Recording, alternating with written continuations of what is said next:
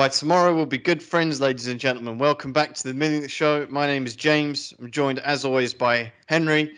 Tom is back, and today we are talking about For Your Eyes Only, released in 1981. So, you certainly feel it. oh yeah, this is the most such an 80s. The soundtrack, man. Like that's the first thing I started noticing. I was like, wow, this is like the most 80s soundtrack ever. Seriously, yeah. But I didn't mind it, and obviously. Terrible. I've made no secret of the fact that I've been dreading watching this film, but last night, and my only hope, actually this is the Bond film I've gone longest without watching. Same by that I mean the last time I watched it was when I did a James Bond marathon in 2016. When you had to watch it. Yeah. When I had to watch it, and I haven't watched it since then. So every other Bond film I've seen at some point. But I haven't watched this Bond film for what, 7 years now. So at least I'd forgotten a lot of it, and my hope was that it wouldn't be as bad as I remembered, and it wasn't. It was still not great. Yeah. And I will happily go another 7+ years without watching it again. But it was okay. It wasn't like unwatchable, It wasn't like Jigsaw, Yeah. I think I feel the same about it because it's like my overall feeling with this film is like there's a lot of it's got like all the right ingredients for like a good Bond film, but it's like they haven't actually put them all. It's like you'd served someone like a cake mix to eat instead of like the actual cake that just came out of the oven, Yeah, but, it's very like not polished. It's like yeah. I don't know. It's just for me like I actually don't. I think I've not seen it in even more time than you have, James. Because I remember when you did that Bond marathon, like I didn't watch the whole thing. I just came in for like the films I cared about and then left when I was. So I have obviously avoided For Your Eyes Only, and like I don't know. Yeah, rewatching it was not much. It wasn't like terrible. It wasn't like I don't know. It was just so like dull. It was just average, It was so dull. We've definitely reviewed worst films on this podcast. Yeah, seriously, yeah. I mean, that's something. I mean, honestly, I think the action in this film is very good. I still think it's like pretty good, like for Bond. The only thing is the music doesn't go with it. Like if they had a very good soundtrack for the action, and I would probably be a lot more on board with it. Here's my thing. Like I think hit and miss for me. It's like there's some good stuff. Like you said, Henry, there's a lot of good ingredients here. Actually, there's a lot of things they did right, but just could have done a lot better, which would have made the film a lot better. One thing for me is this film feels really small budget. This is like everything that Moonraker wasn't, in a sense, and this is why Maybe it's weird because a lot of people. It was deliberate. Yeah, a lot of critics praise this film because it's like, it's bringing Bond back down to earth. Back down to earth. Oh, he doesn't have gadgets and shit. Like, okay, first of all, do you want to that's the whole point of Bond. I hate people who criticize Bond like, oh, he's got gadgets. Well, what do you want, man? Like, it feels like it's like, all right, mate. Just like all Bond is, he's using a gun. Like, well, what do you want, man? Like, it's James Bond. That's the whole point. Furthermore, this is a lot of this still has a lot of humorous kind of comedic moments which don't come off as well as other films, like as other Roger Moore films. I think this is definitely Roger Moore's worst Bond film for sure. And it people want to criticize it for. I'm sorry, people want to praise this film because it's like, oh, it's not Moonraker, but it's. Actually, it fails. That doesn't make it a good film. It's not like it's like, oh yeah, okay. Well, On Her Majesty's Secret Service is a serious Bond film. That's what people are trying to say. It's like we've been saying it the whole time. You have two types of Bond film. You have serious, and you have, sort of larger than life Moonraker style. Serious films, and you got Roger Moore. But even with like serious Bond films, you have gadgets in them that are used very effectively for like really good moments. Like when Red Grant is about to shoot him, and then he like opens the case. Like that's amazing. Like there's nothing wrong with having gadgets. There's nothing wrong. I don't know. Like in Daniel Craig films, everyone's like, oh yeah, this is. Oh, he's so serious. He doesn't have any gadgets. This is great. Well. What's wrong with gadgets? Exactly. That. It's not like the gadgets are like the whole real. point. The whole point, like secret agents actually use them and probably still do. Half of them are in your phone now, but still. Exactly. The whole point of James Bond is supposedly that it's like I don't know, adult male fantasy or something like that. Who wouldn't want to Right. have like gadgets and like cool stuff to get them out of You the know, like, situation? I mean, we might as well get into it like as we go through, because like there's a particular moment where it comes to like literally blowing like the gadgets up, like. No, of course, but I do want to. Oh, I do yeah. just want to break down our relationship with the film individually a little bit. Can It you guys might hear be. that? There's Yeah, I can I hear don't it. know. traffic happening outside. I But think yeah, I think I've made my point.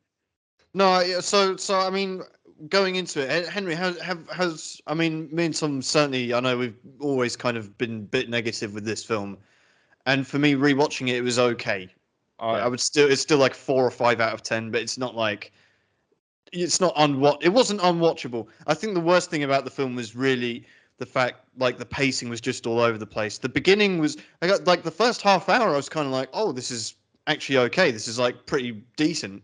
And then just the last half hour You sure? I really thought the last sags half hour. and really slows down. I And don't know. Yeah, it that does. was my main. But and this doesn't have a strong villain either. Yeah. Doesn't really have a Well, strong this was a plot plot. twist, you know, like, you know. Plot's quite shit as well. Yeah, the Yeah, plot. there's nothing really that good in this film. What's your relationship been like with this film, Henry? If you eyes only. Well, like I said, like I think it's pretty similar for all of us. I hadn't seen it for a very long time, and I didn't really like it. But when I came back to watching it, I really wanted to kind of like find something good about it. And there were good things in it, but I don't think I found a good film here. Like, There is it's, one really niche thing that I think that was done better in this film that they didn't do quite as well. I think for me personally, the underwater scene where like yeah, they're that being like they're being like slowly kind of like pursued by this person in like this big mech diving suit kind of thing. yeah, that's I just think underwater horror, man. yeah, I think that was done executed very well. Like for me, that's just That what. always scared me as a kid, man. But that versus like the really goofy Thunderball and Spy Who Loved Me, I think this was like that very small niche thing was better. But Wow. Okay. We'll get to that I'm really because I've got scraping some the Spy barrel. strong Lovely wasn't opinions about goofy that. at We'll all. get into it though.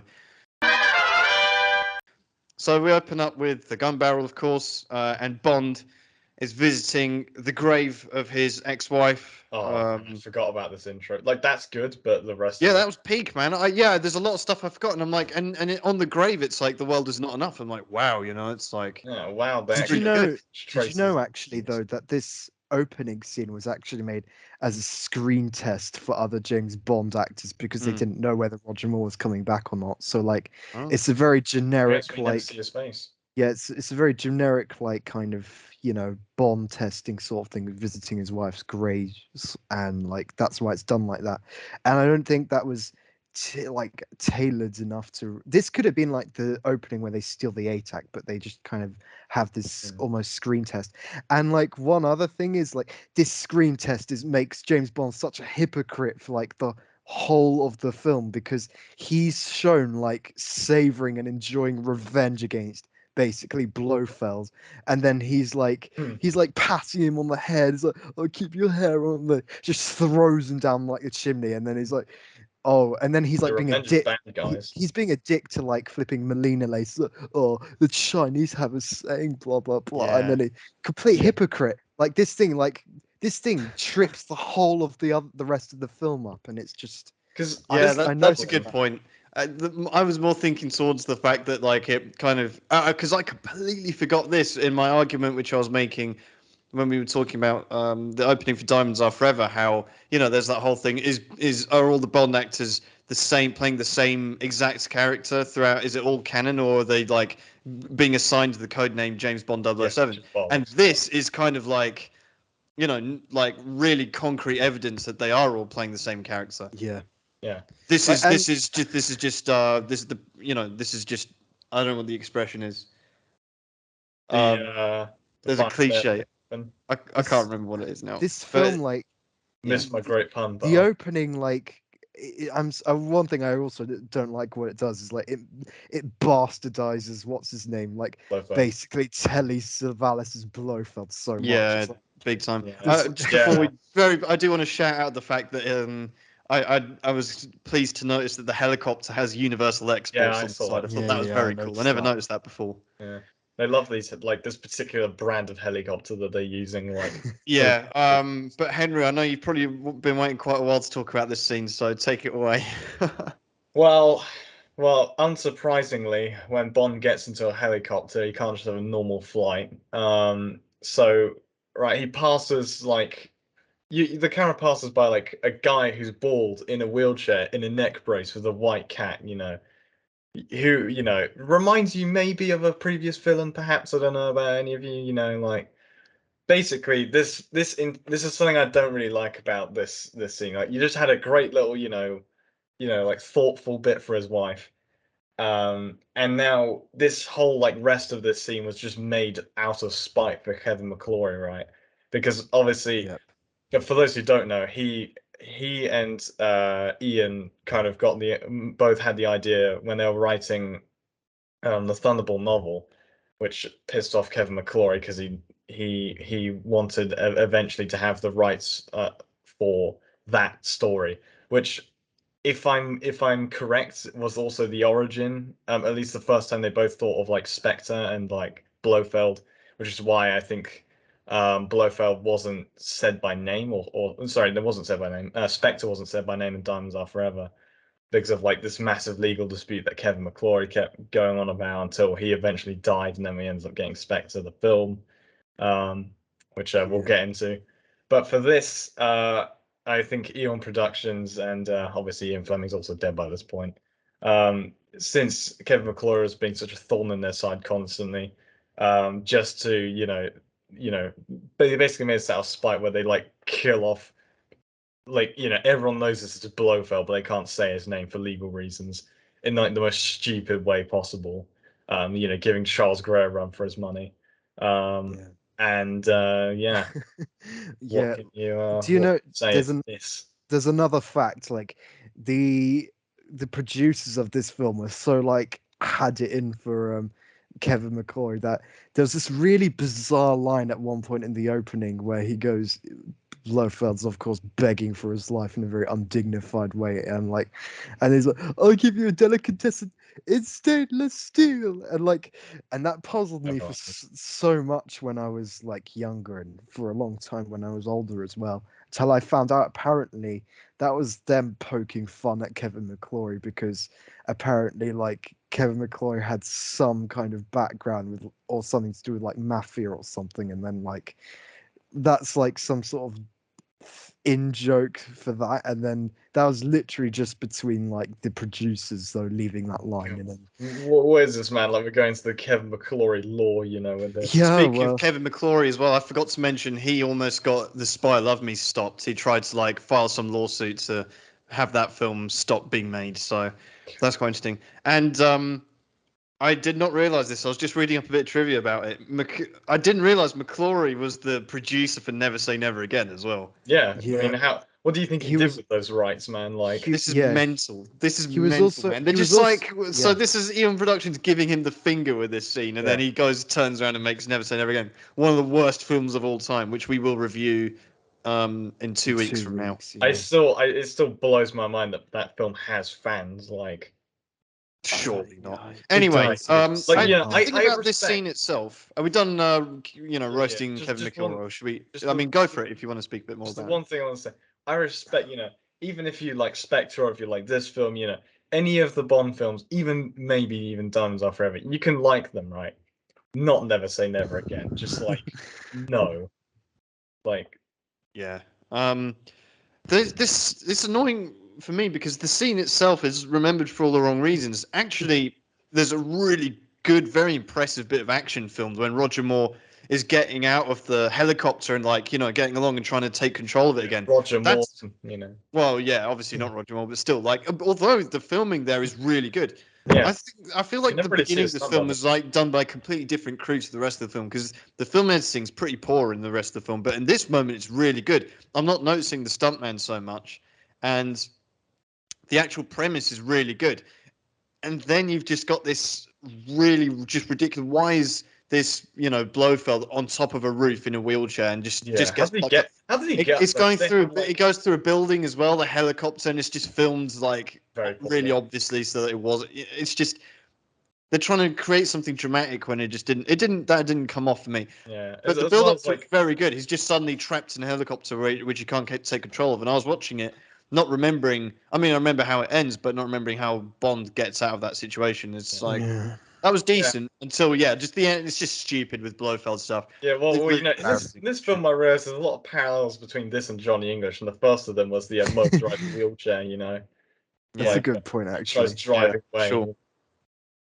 Okay, so then we get the song, the credits, of course. The song performed by Sheena Easton. Yeah, I think it was. Yeah. Yeah, she's the only, I think, singer of a Bond song who was actually included in the title, in the actual like credits. Video itself, yeah. Yeah.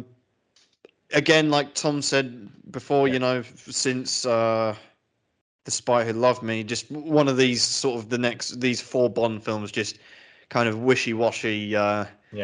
I think of the wishy-washy, dopey 4, like this one's actually the best because I think it's actually an all right song. Like, it's quite memorable for me, and like, yeah, I didn't mind listening to it. It's okay. You know, I didn't mind it. It was it has a we'll lot rank of them energy obviously to at the it. end. I can't really remember. They did a good job. They did a good job of using "For Your Eyes Only" in a song. So Yeah. Yeah, and I can't remember where we ranked Moonraker as the song actually, so that's going to be low interesting. down. So Yeah, I think it was, but we'll see. Okay, and then we see oh yeah, this is just ridiculous, man.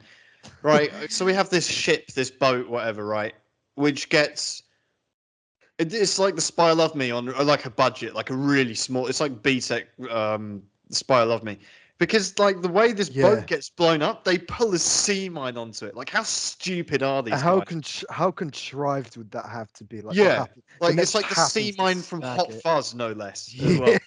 Well, that's what sea mines typically looks like, though, isn't it? I know, but it's like, why would you haul that aboard? How would you catch that in your net for starters? Why would you put it aboard? Isn't that the whole point of like? And how would it's not even sabotage. It's like a complete accident, right? How would you not even see it as well? Like, it's a huge metal ball being reeled. I know, but it's we got to keep reeling this in. Like, it's like half showing though. Like you can I know, see but by that point it's too late. They're already started dragging it because they got caught on the net. You can't. But why are they drag? Why have you got a bunch of seamen dragging aboard? It's like surely they can tell by the weight. Like it's not a whale or anything, right? You know that thing's gonna be. Imagine how heavy that thing is as well. I really find that stupid. But they're using a machine. They're not using like their hands, are they? Oh yeah, sorry, that's true.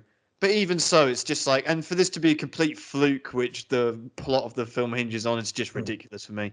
Yeah. I literally wrote down. In fairness, like Moonraker's plot hinged on like one of his shuttles just had a fault. Yeah, but Moonraker was cool. This film wasn't cool. Like, and at least Moonraker led to something interesting. The plot for this sucks, man. Yeah, the ATAC. I literally wrote in my notes, ATAC being stolen opening feels like cheaper version of Spy Who Loved Me opening. It literally is. Yeah, it's right down to like the sailors. They all look like the same sailors that are in the. Yeah, like the ATAC as well. It's just like it's just like the most blatant plot MacGuffin ever. Like it's just I really thought it's just the Lecter too. Like. And literally, why do they also keep this supposedly really important device on like some really shoddy looking fishing boat? It's like you wouldn't put that in like a really high security thing, like military ship, whatever.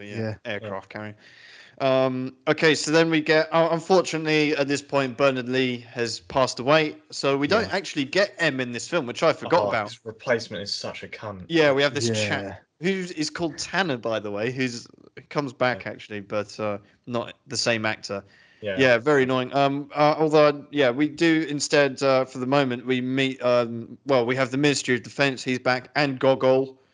They're all like getting hard over this ATAC, which is now up for grabs. Yeah, they're not all in the same spot. Can I just say quickly, this film has so much potential with like Gogol being a real actual villain in it, and but like having actual stakes in it, and then because he could have gotten this thing that could have.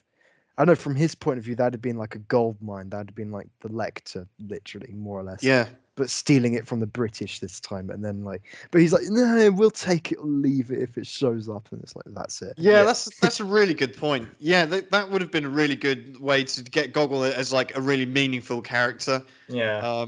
But the way Could've the been film, like- and maybe they must just been thinking, oh, I mean, obviously they were really good mates. Like the producers are really good mates with this actor, the guy who plays Goggles. So they're like, oh yeah, we're not going to kill you off. We're not going to make you bad guy. We want to keep you.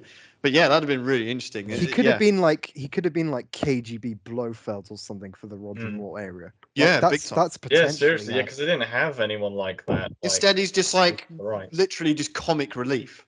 Yeah, That's just what like, they boil down the equivalent. Well, he's like effectively Putin of the time, you know. Like, why can't they just like make something out of him, man? Yeah, exactly. He's just like you would have thought for like during the Cold War while they still had it, yeah, like you weren't gonna make the head of the KGB just like easygoing like happy guy. it's just a figure of comedy, man. It's just ridiculous. It doesn't even like. There's nothing even Russian about him either. Just like half-assed accent, Oh well. Then we meet Melina and her parents get killed. She looks directly into the camera as that happens. Yeah. Just don't understand why the director. Very over the top music as well. It's just really takes me out of it. And I'm not blaming the actress for that because obviously she's been told to do that. Yeah. But it's just like what kind of reaction is that anyway to your parents dying? You just look straight at the camera. Like I don't know what they're trying to impart there. I don't get it either. Maybe it's like the whole thing of for your eyes only, but I have no idea. Yeah, that's the best I can come up with, but I don't know. Like the thing is as well is one thing with this actress, like her like actual acting for me at least, like it's like all over the place throughout the film. Yeah. Like there are some points where it's very good and some points where it's like they just got her like off the screen test or something like. Yeah, I completely agree. I completely very agree. young. If I remember. But she's also like, and her character is all over the place as well. Yeah, for real. Yeah, it's just very strange. We'll get into her more as we come along. But yeah, we just need that for the plot, obviously. Then Bond goes and meets the stand-in for M, obviously Tanner, who we've already decided he's got like the most twat. annoying, like posh, like accent. We'll get cracking. Well, that's right. It reminded me of the guy from Casino Royale, the 1967 version. Yeah, man. That really posh one, But like just more annoying. Like punch his mouth in, like punch his teeth in. Yeah, we'll get cracking 007. Yeah, that's right. Yeah, it's ridiculous. I I completely forgot this guy was in the film. Like I watched the film, like who's this? I thought the next M was in this film. So I was, same honestly, but yeah. Anyway, M doesn't grace. I also forgot that Bond gets his Lotus back in this film, and he's driving it around to some 80s music. Yeah, which is cool. I don't know, like. If it's just me, like whatever stage of life I'm going through, I'm watching a lot of 80s sort of content and stuff, Blade Runner, all that. I'm not that Blade Runner is particularly dated, but I just wanted to name drop it like I do every episode. Yeah, but like I don't know, I do enjoy the 80s vibes, and I do enjoy it, like Roger Moore as Bond. It's like, and obviously it gets more and more increasing with like Duran Duran and Aha and stuff. It's like gets really into it, and I like the moments where it just takes you back to that era. Not that I ever grew up in it, but still. So then he drives up to this pool. I mean, also for the plot, he's gone here because like Melina's parents, he's specifically her dad was trying to find where this thing was because they was trying to find where the ATAC MacGuffin is. So and he's got like the most generic Spanish name. It's like Ricardo Gonzalez or something like that. Yeah, literally, like Juan would be like whatever. It's like, oh yeah, here's Carlos the Paella or whatever. I don't know. So anyway, they're never that creative. When we were recording Moonraker, I couldn't quite remember what Chang's name was, and I thought it can't be Chang. Like that's too generic. So I looked up and I was like, oh no, it is Chang. So anyway, man, it's not as bad as like some of the Harry Potter like character names. Yeah, true. But at least that's got a bit of like humor to it.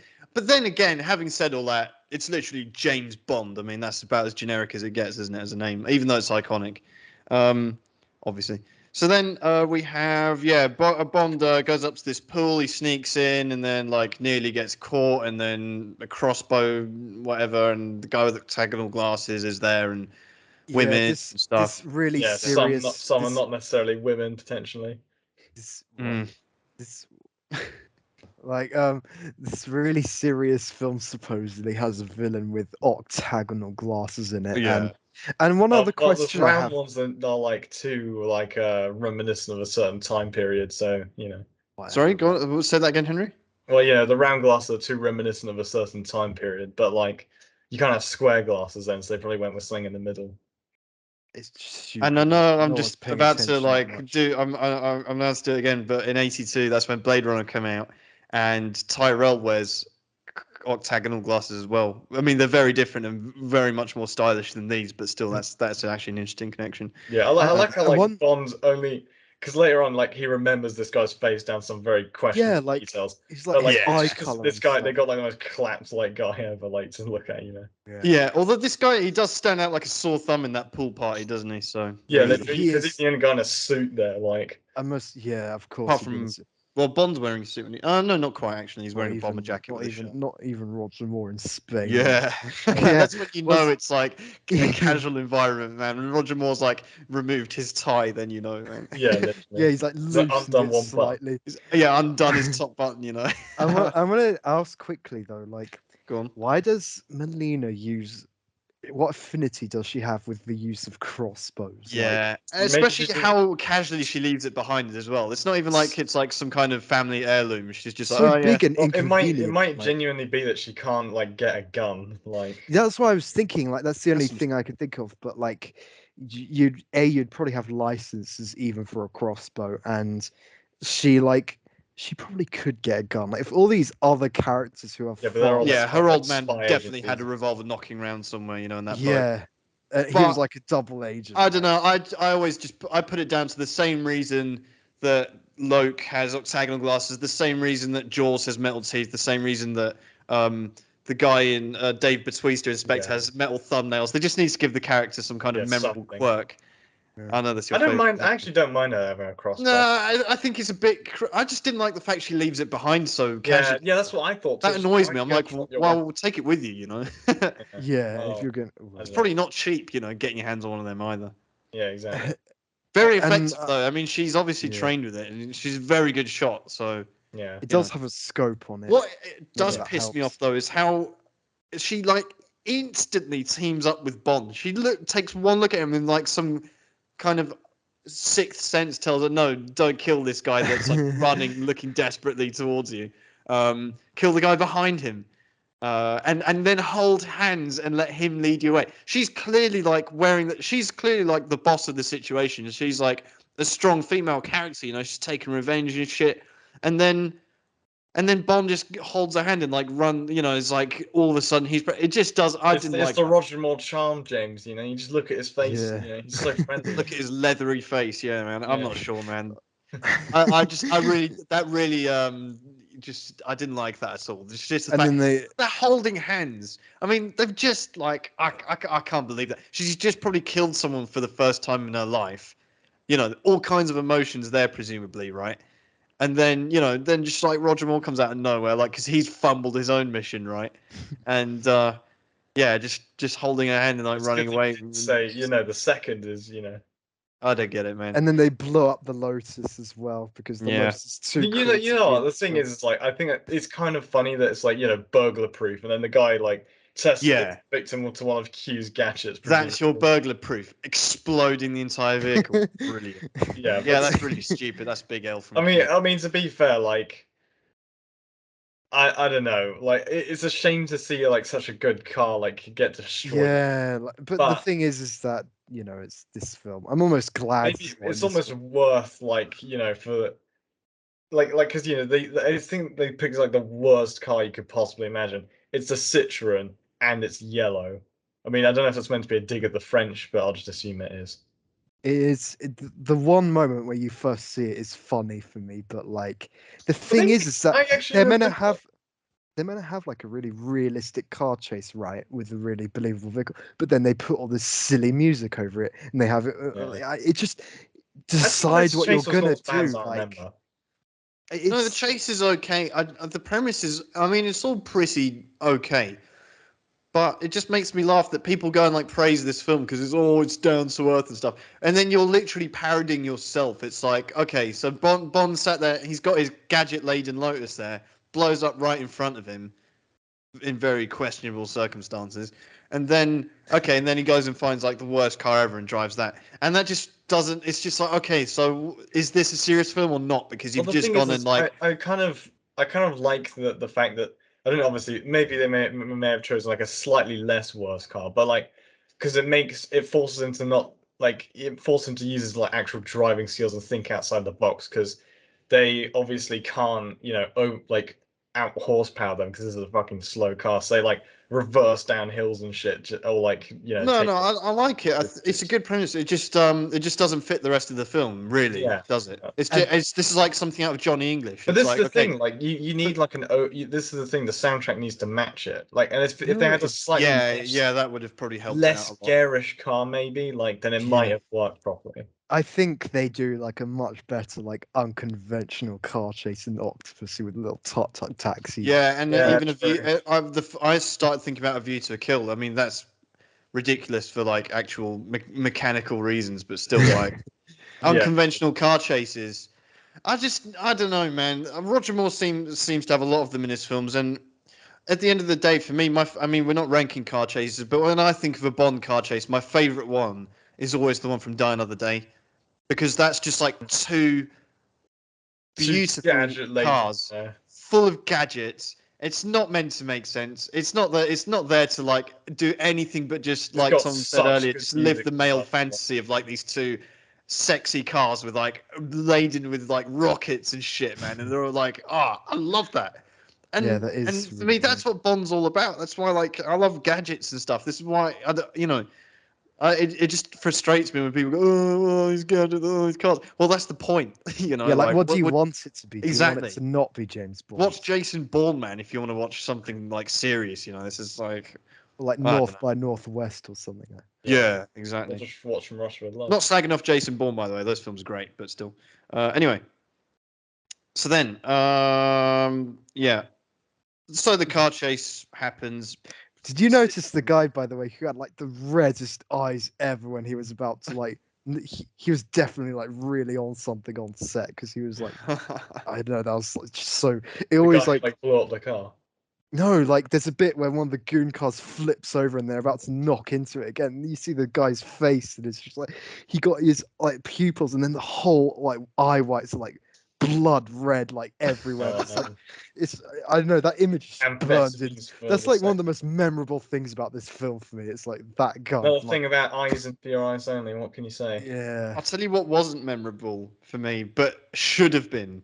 Okay, in the very next scene, I forgot Margaret fucking Thatcher's in this film, right? Not Yeah. not her physically, but like basically Thatcher. And like I forgot that she's in the film, and then I thought like because the next scene, the Ministry of Defence just references Thatcher. He goes, Yeah, "Oh, 'cause the I PM," and forgot. then he Oh, goes, yeah. "Her," and I'm like, "Oh, Yeah. that's cool. That's like a nod to Thatcher." I'm like, "That's interesting."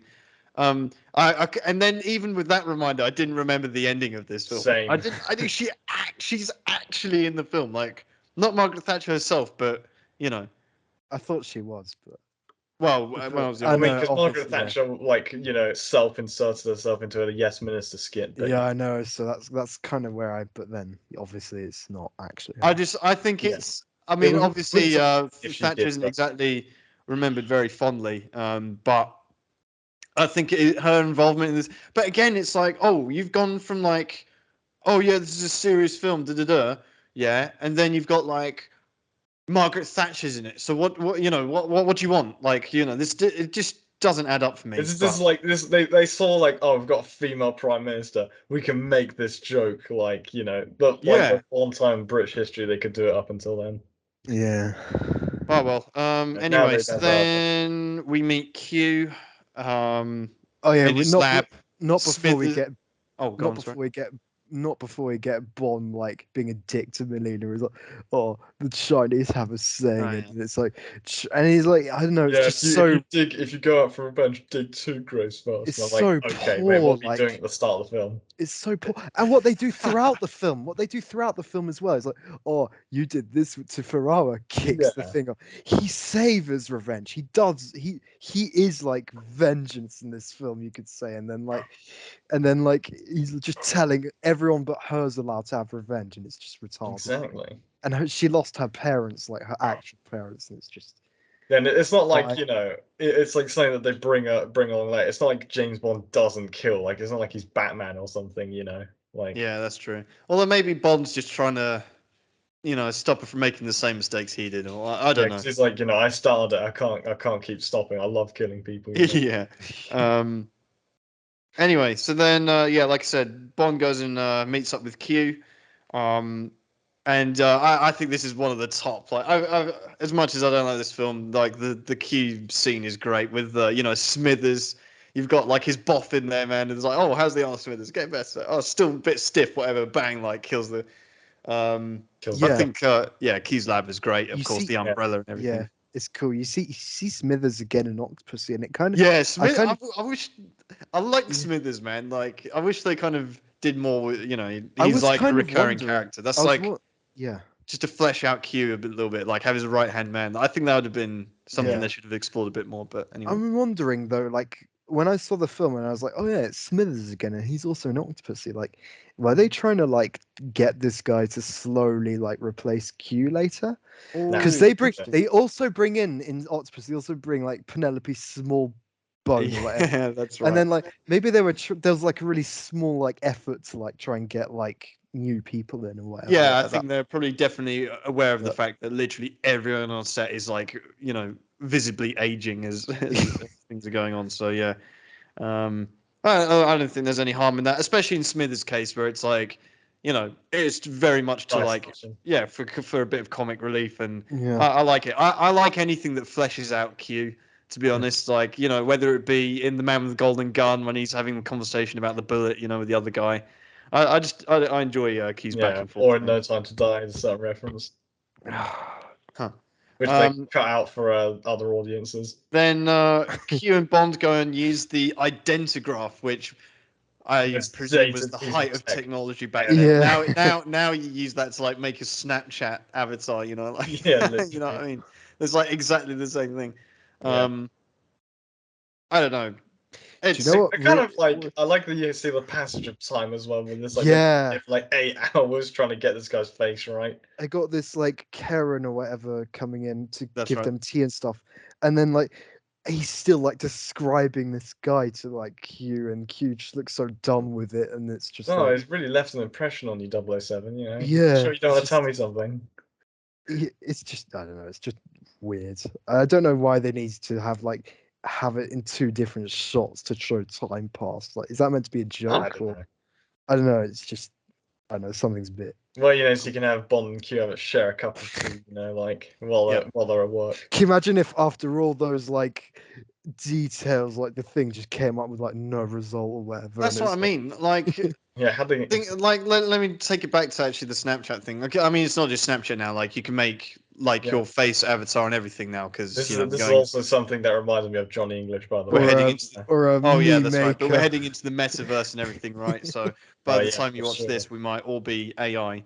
But the fact that like even let's say let's say you use that technology today. You make so say Henry, you go to a pool party, right? And then you glance, you notice someone there, right? And then the next day your boss is like, oh yeah, so can you sit down and describe this guy using Snapchat, basically, like make your avatar, make an avatar of this guy. Could you make it that recognizable to where he prints out like obviously an actual photograph of the guy?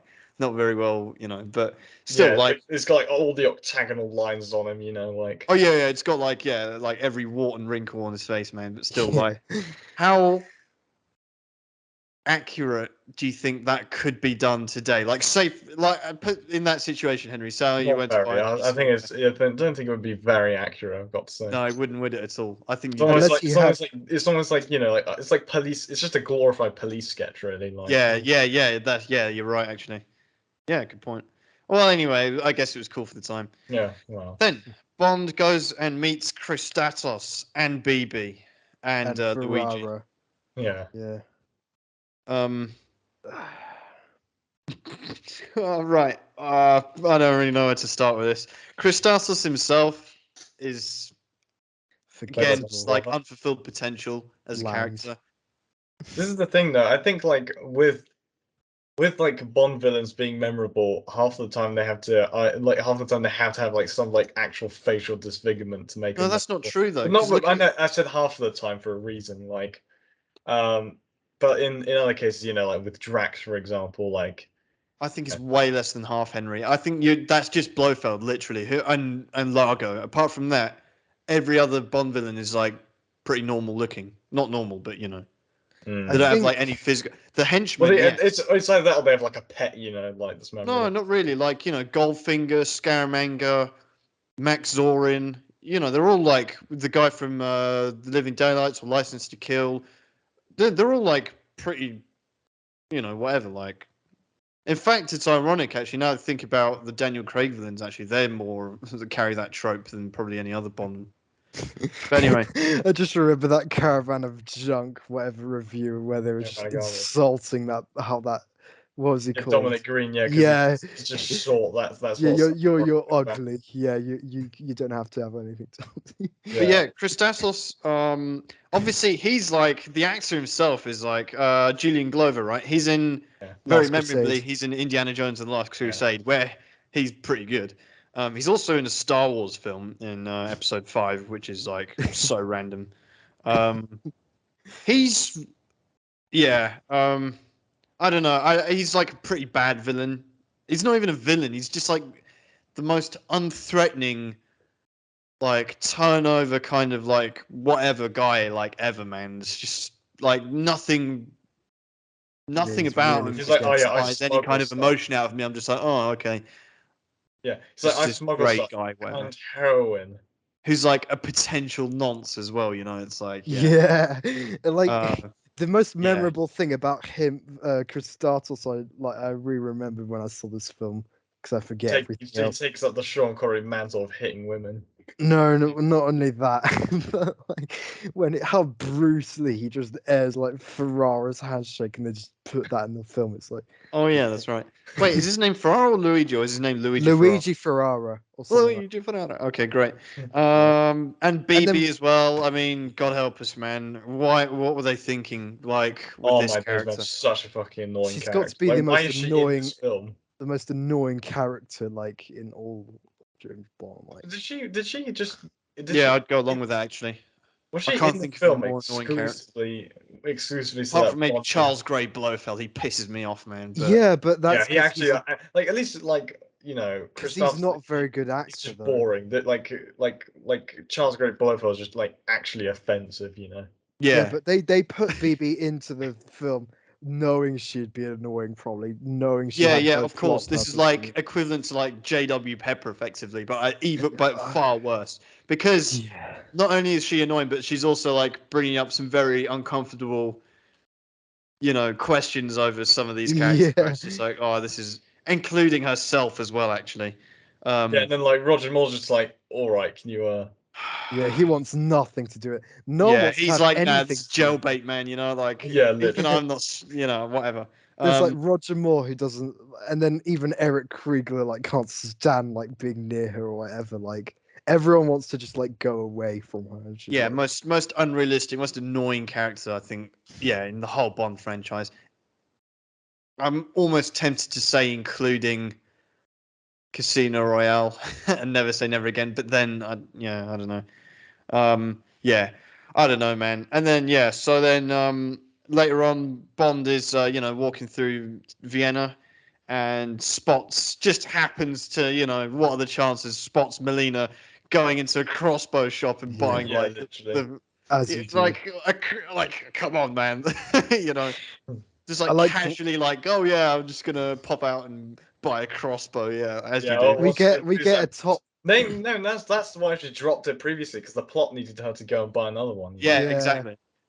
We do get like a top tier Roger Moore moment though when he goes into like the lily shop, and then like he sees like these goons on the edge, and then like they start going on their motorbikes, and he's so polite. He's just like, I'll have to pick them up later. Like he doesn't even like just immediately run out. He just has to like make his reservation and ensure the shopkeeper. Yeah, that's right. And it's a really good moment because this the guy goes through the windows. Oh, send it to the funeral. It's that's a good. That's all. That's well done. Like, are you sure he may have died from that anyway? Like, you might just get. Yeah, good point. Yeah, it didn't really look lethal, but you never know. I'm sure Roger Moore. I mean, James Bond's seen enough dead bodies to know one when he sees one. But anyway. Yeah. Oh yeah, and then he's like puts her in the chariot, whatever, and they're going. Well, like it's like cringe, man, and it's just like, oh, I didn't need this scene at all. She's like 1/3 of his age, and then she's supposed to be like falling for him, and then it's like he's such a dick to her as well. It's like she says like the truth as well. It's like it's my parents they killed, not yours. And then it's like, I'm James Bond, so listen to me. Yeah, literally. And then you just got it's just like the driver of the chariot as well, like just more. Just we don't need this shit, man. Fuck this film, man. This is the it's just okay from now. Okay, before all this, the film was okay. Now it's just the thing really is, like, did they cliff, man. like I don't know with the writers like and all this, were they actually watching the film as they made it? Because like it feels like if I was writing this and I saw this and I was like, you know, something of this doesn't feel like it's like, you know, would actually happen in real life. Maybe we should change the script, you know. I think up until this point the film's okay. It's serviceable. I think actually you can put it down to the very moment BB appears on screen.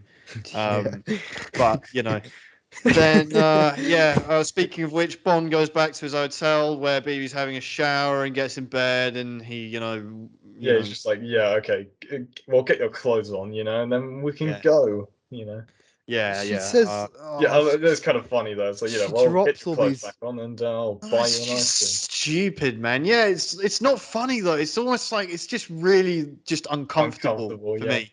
I'm like, this is like this is actual like jailbait, man. This is like, all right, I'm probably not gonna go there. I'm not gonna talk about real life allegations or examples, but you know, when you hear about these celebrities, footballers, whatever, and then there's some allegations thrown at them, and it's clearly like a money grab situation because you get these false accusations, and that's what this feels like to me. Actually, this is like, okay, James Bond's here. Yeah, I don't know.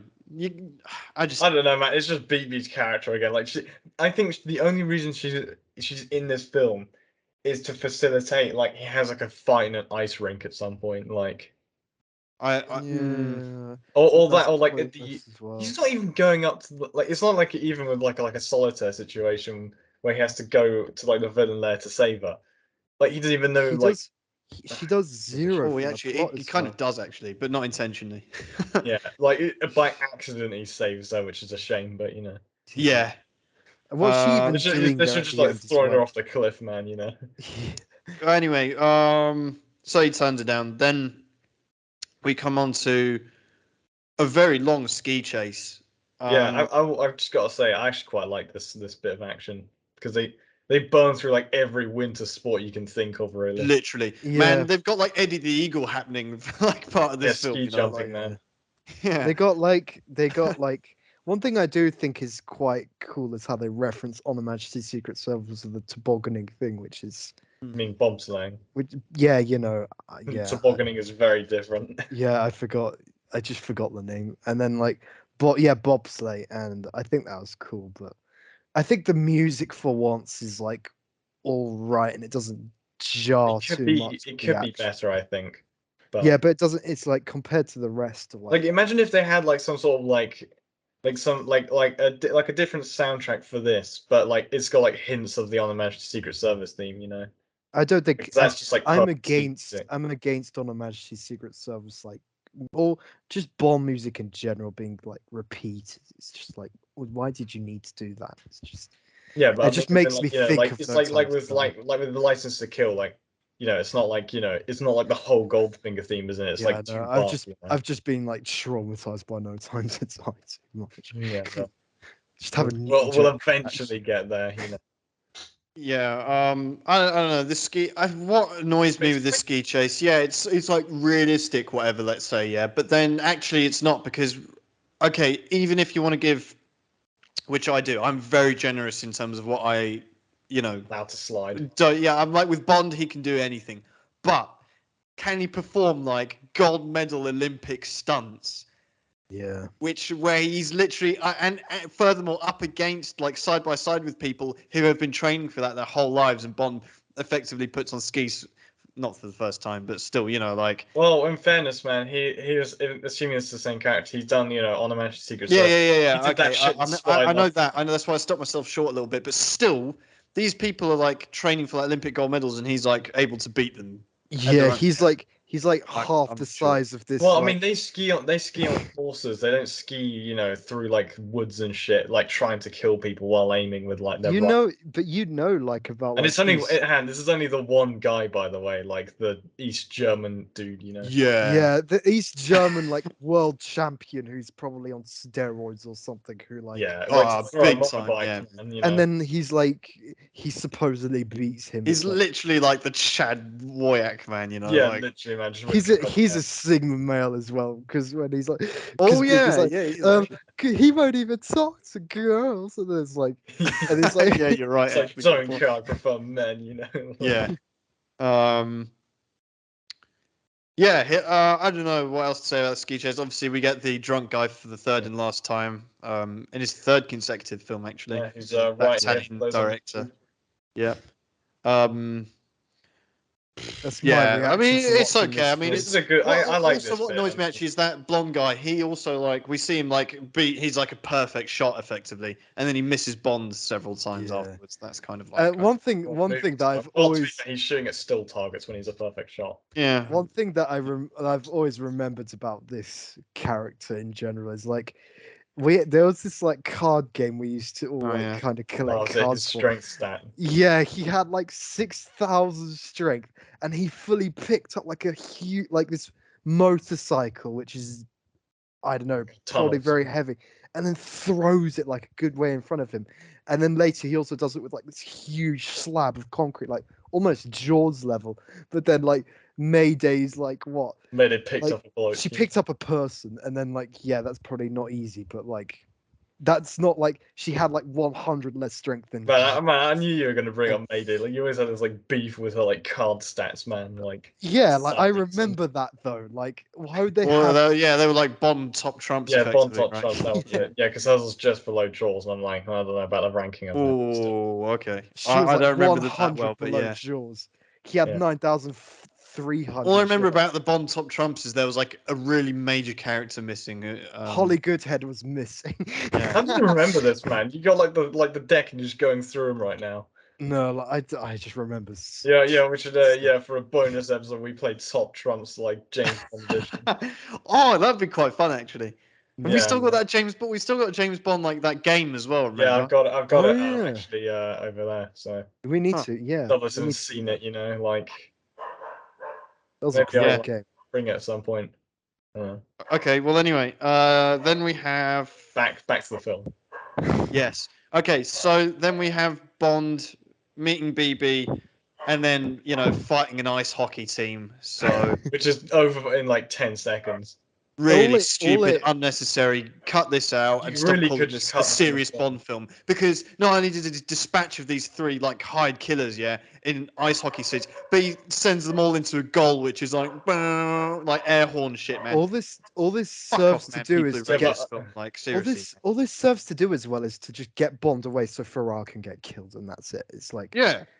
it's like it's just so pointless. It feels so forced. Like, oh, we've got to have someone die. Oh, we've had this ally who's Can in they one just have scene. this while he was like off on a ski chase or something, maybe? Exactly. Yeah, literally. I know that's during the daytime, but imagine if they had that like, in the evening and maybe it would have been better.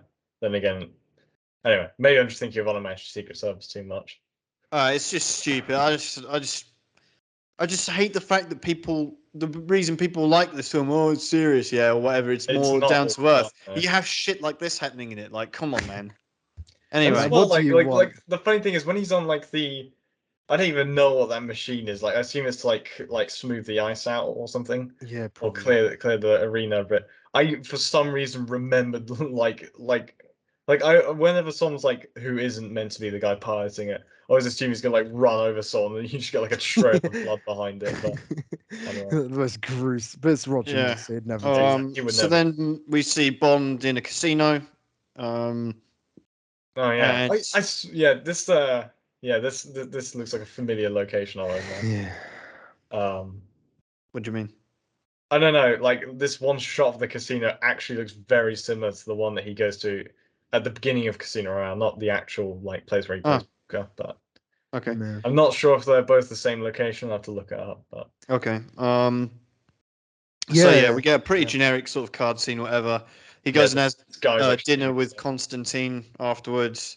They see Columbo and the Countess, and yeah, that happens. This confused me so much for like the longest time, and the What whole do you mean? because it's like, is this person the villain, and who's this like countess who got thrown in, and then like you just kind of, it really hurts the film. Like I think the whole blood feud thing was like creative, but it you find out who the villain is so late into the film that it just like all it does is hurt the film, in my opinion. No, I actually think that's literally the only interesting thing about the film. I actually think that's the only good thing about the plot. I like that. I think they should have explored that more, and it would have made a better film. Then you either go down the goggle route, or you go down this blood feud thing, and they just kind of did like thing. But not very well. 20% of they did both, but half baked, both of them. Not even half baked. Yeah, exactly. Yeah, it's like you didn't even put it in the oven at all. One thing that I think's pretty cool though is like how you get a really like quick shot of like Melina who's like grinding at the casino. Oh yeah, that was cool. Yeah. She's like doing like her own like little investigation into finding out who's there and stuff. Yeah, that's true. I like that. Yeah.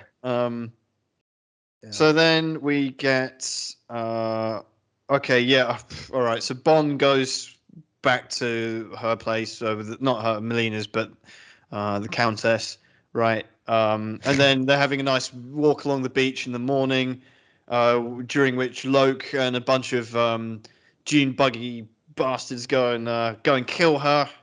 Yeah, so, I mean he's a very good shot, to be fair, for like he fucking snipes with a pistol. Like, well, it's those lenses in those octagonal glasses, presumably, you know. I mean, one thing about Locke though is he is easily, for me personally, he's probably like one of the most hateable Bond villains. Like for a long like most of the film, because he really didn't have to like go after Liesel, but you see like he's probably been told to kill Bond, but he probably has like such a, I don't know, sadistic thing going on that like he like almost avoids him and goes like throttles it after her, and you see, correct me if I'm wrong, but I even noticed maybe even like a little smile as he's trying to like kill her, and he kills her, and then he's like, yeah, is this what you live for, kind of thing. And that's a good point. I kind of, it's a shame they didn't even then, again, it's like what I've been saying earlier, even his character, you know, feels like, okay, why don't make him the main villain and make him like, give him a bit more to do or something. They split the villains too much in this, like. Yeah, way too much. Yeah, exactly. You've got Loke, you've got Constantine, Columbo, and then Goggle. Just choose one of them or two max, and then just put all your attention into them. And don't like, just fucking do all of them at 25% each. It just doesn't work. Like to Locke's credit, like as his character, like I mean, obviously, like he like literally brutally like runs down this lady, and then like as well, like with Ferrara, like when you see like most of the time Bond films make a point of like not being too like graphic with how they got killed. This guy's like fully like slit his like neck like on both sides or something, like. Yeah. And you hear a lot of his backstory as well. Like he got out of by like strangling his psychiatrist or something. Like they make him into a really hateable character for me. Like, yeah, which is why I wish we saw a bit more of him. You know, that's all. And you don't really get that with villains much. It's really hard to get a villain that you genuinely, as an audience member, you hate and want to see. You know, for me, the biggest one actually is there's one in Peaky Blinders. I think it's the third or fourth series. They have a priest in it, and man, I've never liked the like his just his face is enough for me to go like, I can't wait for this guy to like meet his maker, man. And it's very, very, very rare that you get a villain like that in a film. Partially because a lot of villains end up being like kind of more of a sympathetic character or something. But when you just have a character that's like pure evil, you don't get them very often. And this, like you said, Tom, well pointed out, Loke feels like he is of that ilk, where it's just like pure evil kind of as a villain. There's nothing sympathetic about him. There's nothing where you go, oh, well, yeah, he's motivated by money or some kind of trauma or something. This guy is just you know, psycho, like. Yeah, exactly. An American psycho. Then, the thing is, when they I know it's skipping a bit, but like later when they kill him, for some reason when he's like, you left us with Ferrara, I don't know why.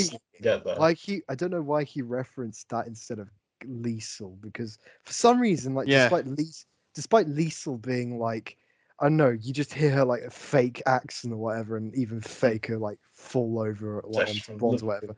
I don't know, like for some reason her death was like way like sadder for some reason. Like it was just very brutal, wasn't it? You know, yeah, it was just like, wow, okay, that was a bit extra and a bit over the top. You know, I didn't. Yeah, need that to go villain that. like.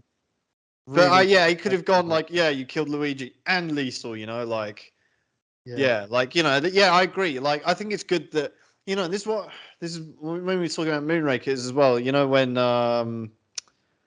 what's her name, the sacrificial lamb in that film? Corinne Defoe. Yeah, she dies, and there's absolutely zero literally aftermath from that, right? And in this, it is nice that he goes to like kill. He kills this guy because for Luigi, but then also you should mention the Countess as well because that was also brutal.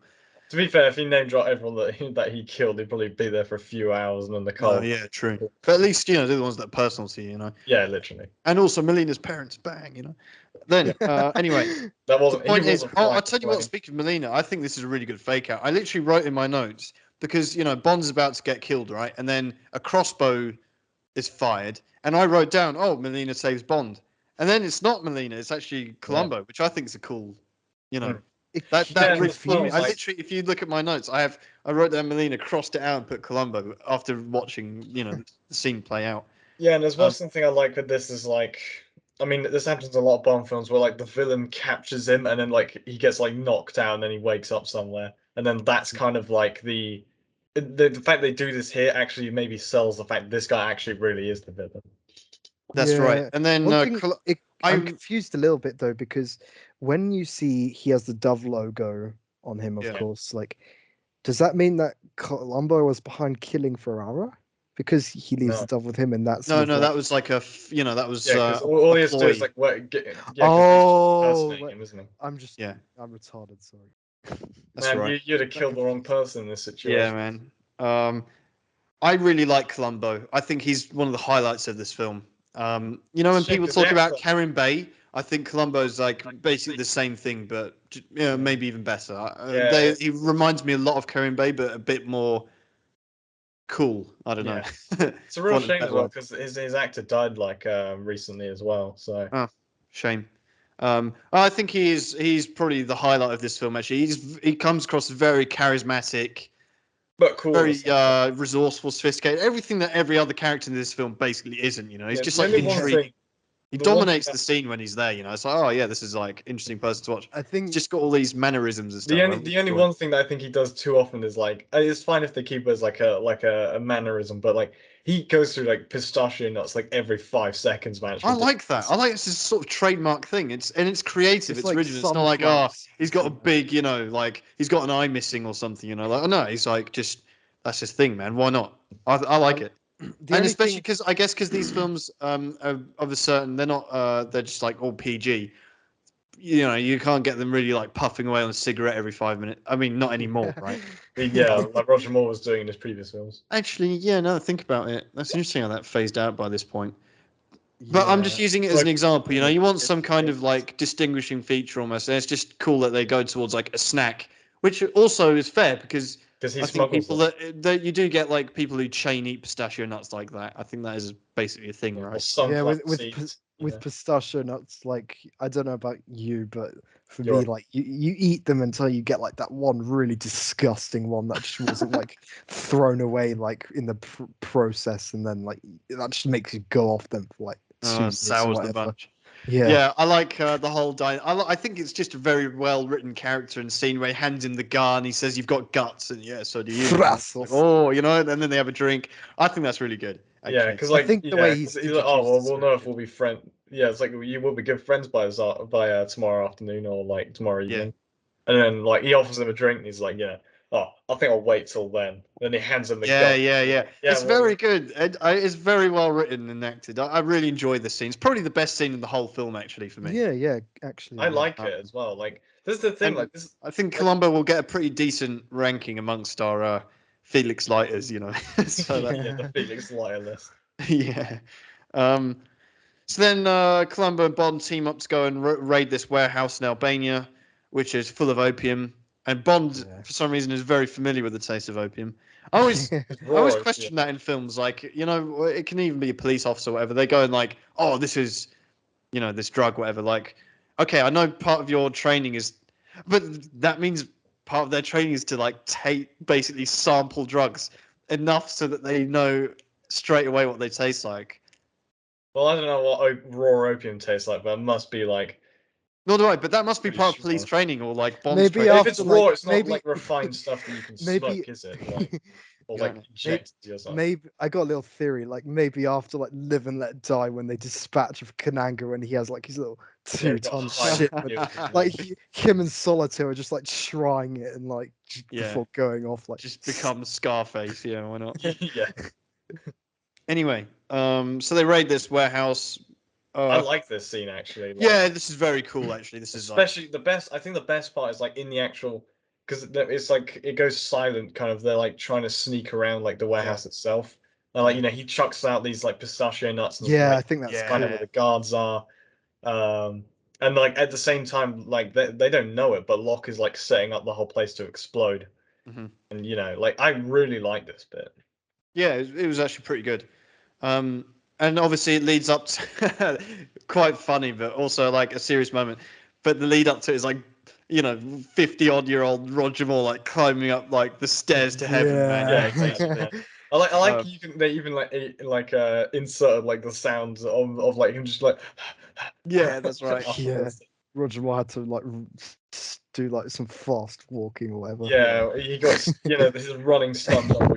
Got paid extra that day. Yeah, I think it's still very cool, and obviously, and what I like is that it ends up again like the end of Moonraker. Kind of, you see Bond like really has to make sure he's a good marksman at the end of this, otherwise he's basically dead.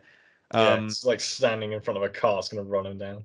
Yeah, and he shoots Loke, who kind of basically ends up on a cliffhanger. And Bond gets a chance to like fuck him up, man. Very brutal, and like I think this is the scene which like a lot. I think a lot of people go away from this film remembering this is like the main bit. It's like, oh yeah, this is a serious like cold-blooded killer. Yeah, this is Bond. This doesn't represent the film at all, but it's a very good scene for sure. Yeah, Bond, and it's very satisfying. Roger Moore didn't want to.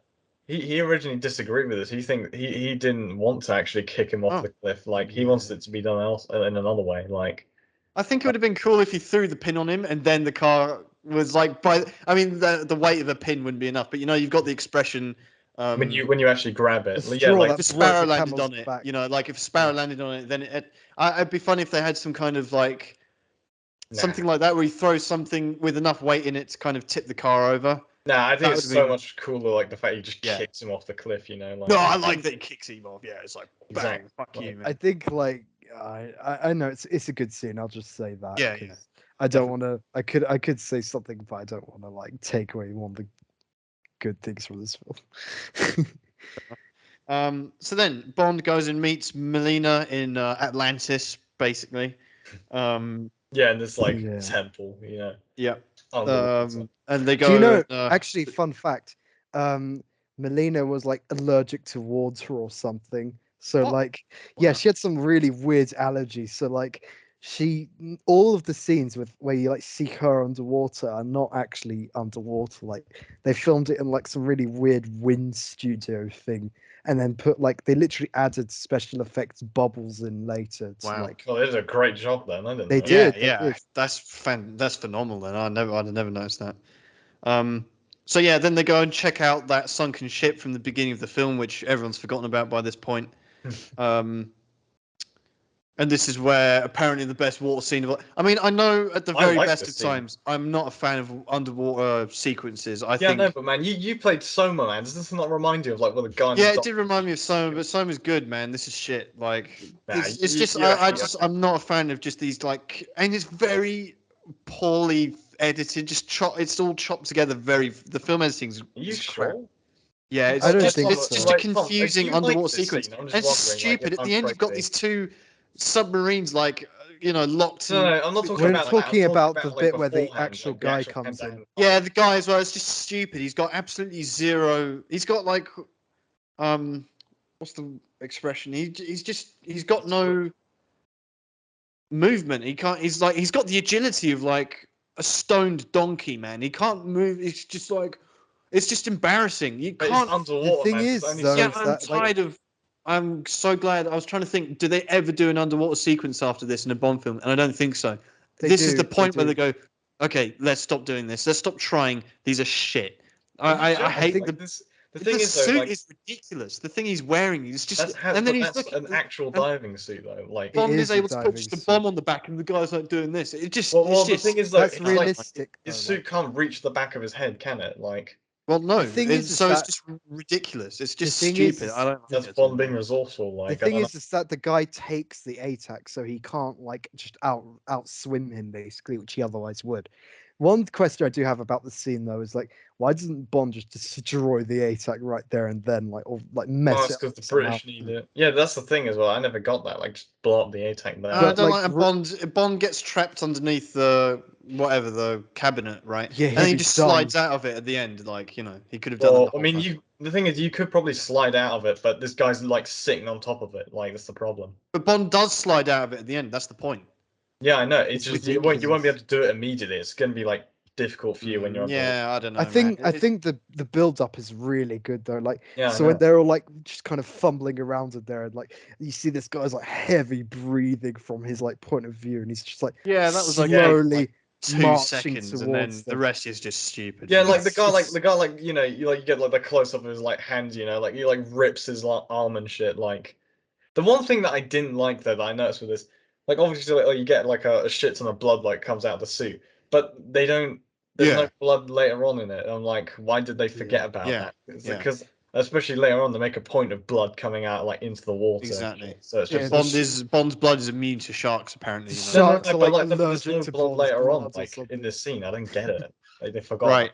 And then furthermore, I think, okay, if they had just finished the underwater sequence at this moment, I would be a lot more generous You towards got it, like probably. Paul Dano's like half brother here, man, in the fucking. Yeah, it's just followed up by like an even worse version of what we just saw. Really? It's like, you know, when you're playing with 2 Lego sets and you just like, yeah, that's what it looked like to me. And they're just in That's this the thing really that how cramped. else are you supposed to deal with subs like this? Just don't do it. Just don't do the scene then. No, I think it's just a waterhead. Tom, what did you think about this? Just shit. I think it was wait, can you hear me all right? Yeah. Yeah. Yeah, so like I think it should have been left out because it's like a really crappy like little submarine Yeah, it's too small. I remember it being similar sized. And Like, this guy's just like looking around it again. And Roger Moore and Melina are both inside this submarine, which is clearly like in some backlot studio thing. You know, it's just and everything's blowing up around them. This guy cut so many pipes and stuff. No way are they surviving at that point. And then they just, I don't know. And then they don't even kill the guy or blow him up in some cool way. Like at least the guy blows up in the suit earlier, right? yeah, but how This are they guy, gonna they just blow like up? They don't have jam him explosives, into a right? crack and then go away. It's like, you know, it's just. I think it was one thing too many. Like Yeah, they should Yeah, have I mean, like the thing is like I thought they would make a bit more of a thing about the drill trying to go through the glass and shit, but yeah, that would have been they a did good too many things. Like, I think I if they think focused on it, that'd have if been you more. take, okay, how about this? I think if you just if you just get rid of the second submarine, but then you put the drill on the suit guy, you make the suit a bit better, and then one arm has a drill in it and the other one has the claw, and then you could get some really cool stuff going there Yeah, like somehow. if they somehow manage to stall him down there and then he like swims up and like he's just trying to fucking like saw through the thing or something. I don't know. Yeah, man, you could definitely get some. And then if Bond is wearing some kind of glass helmet which he saws through and nearly kills, I don't know, like yeah, you could definitely get something out of that. But I think Yeah.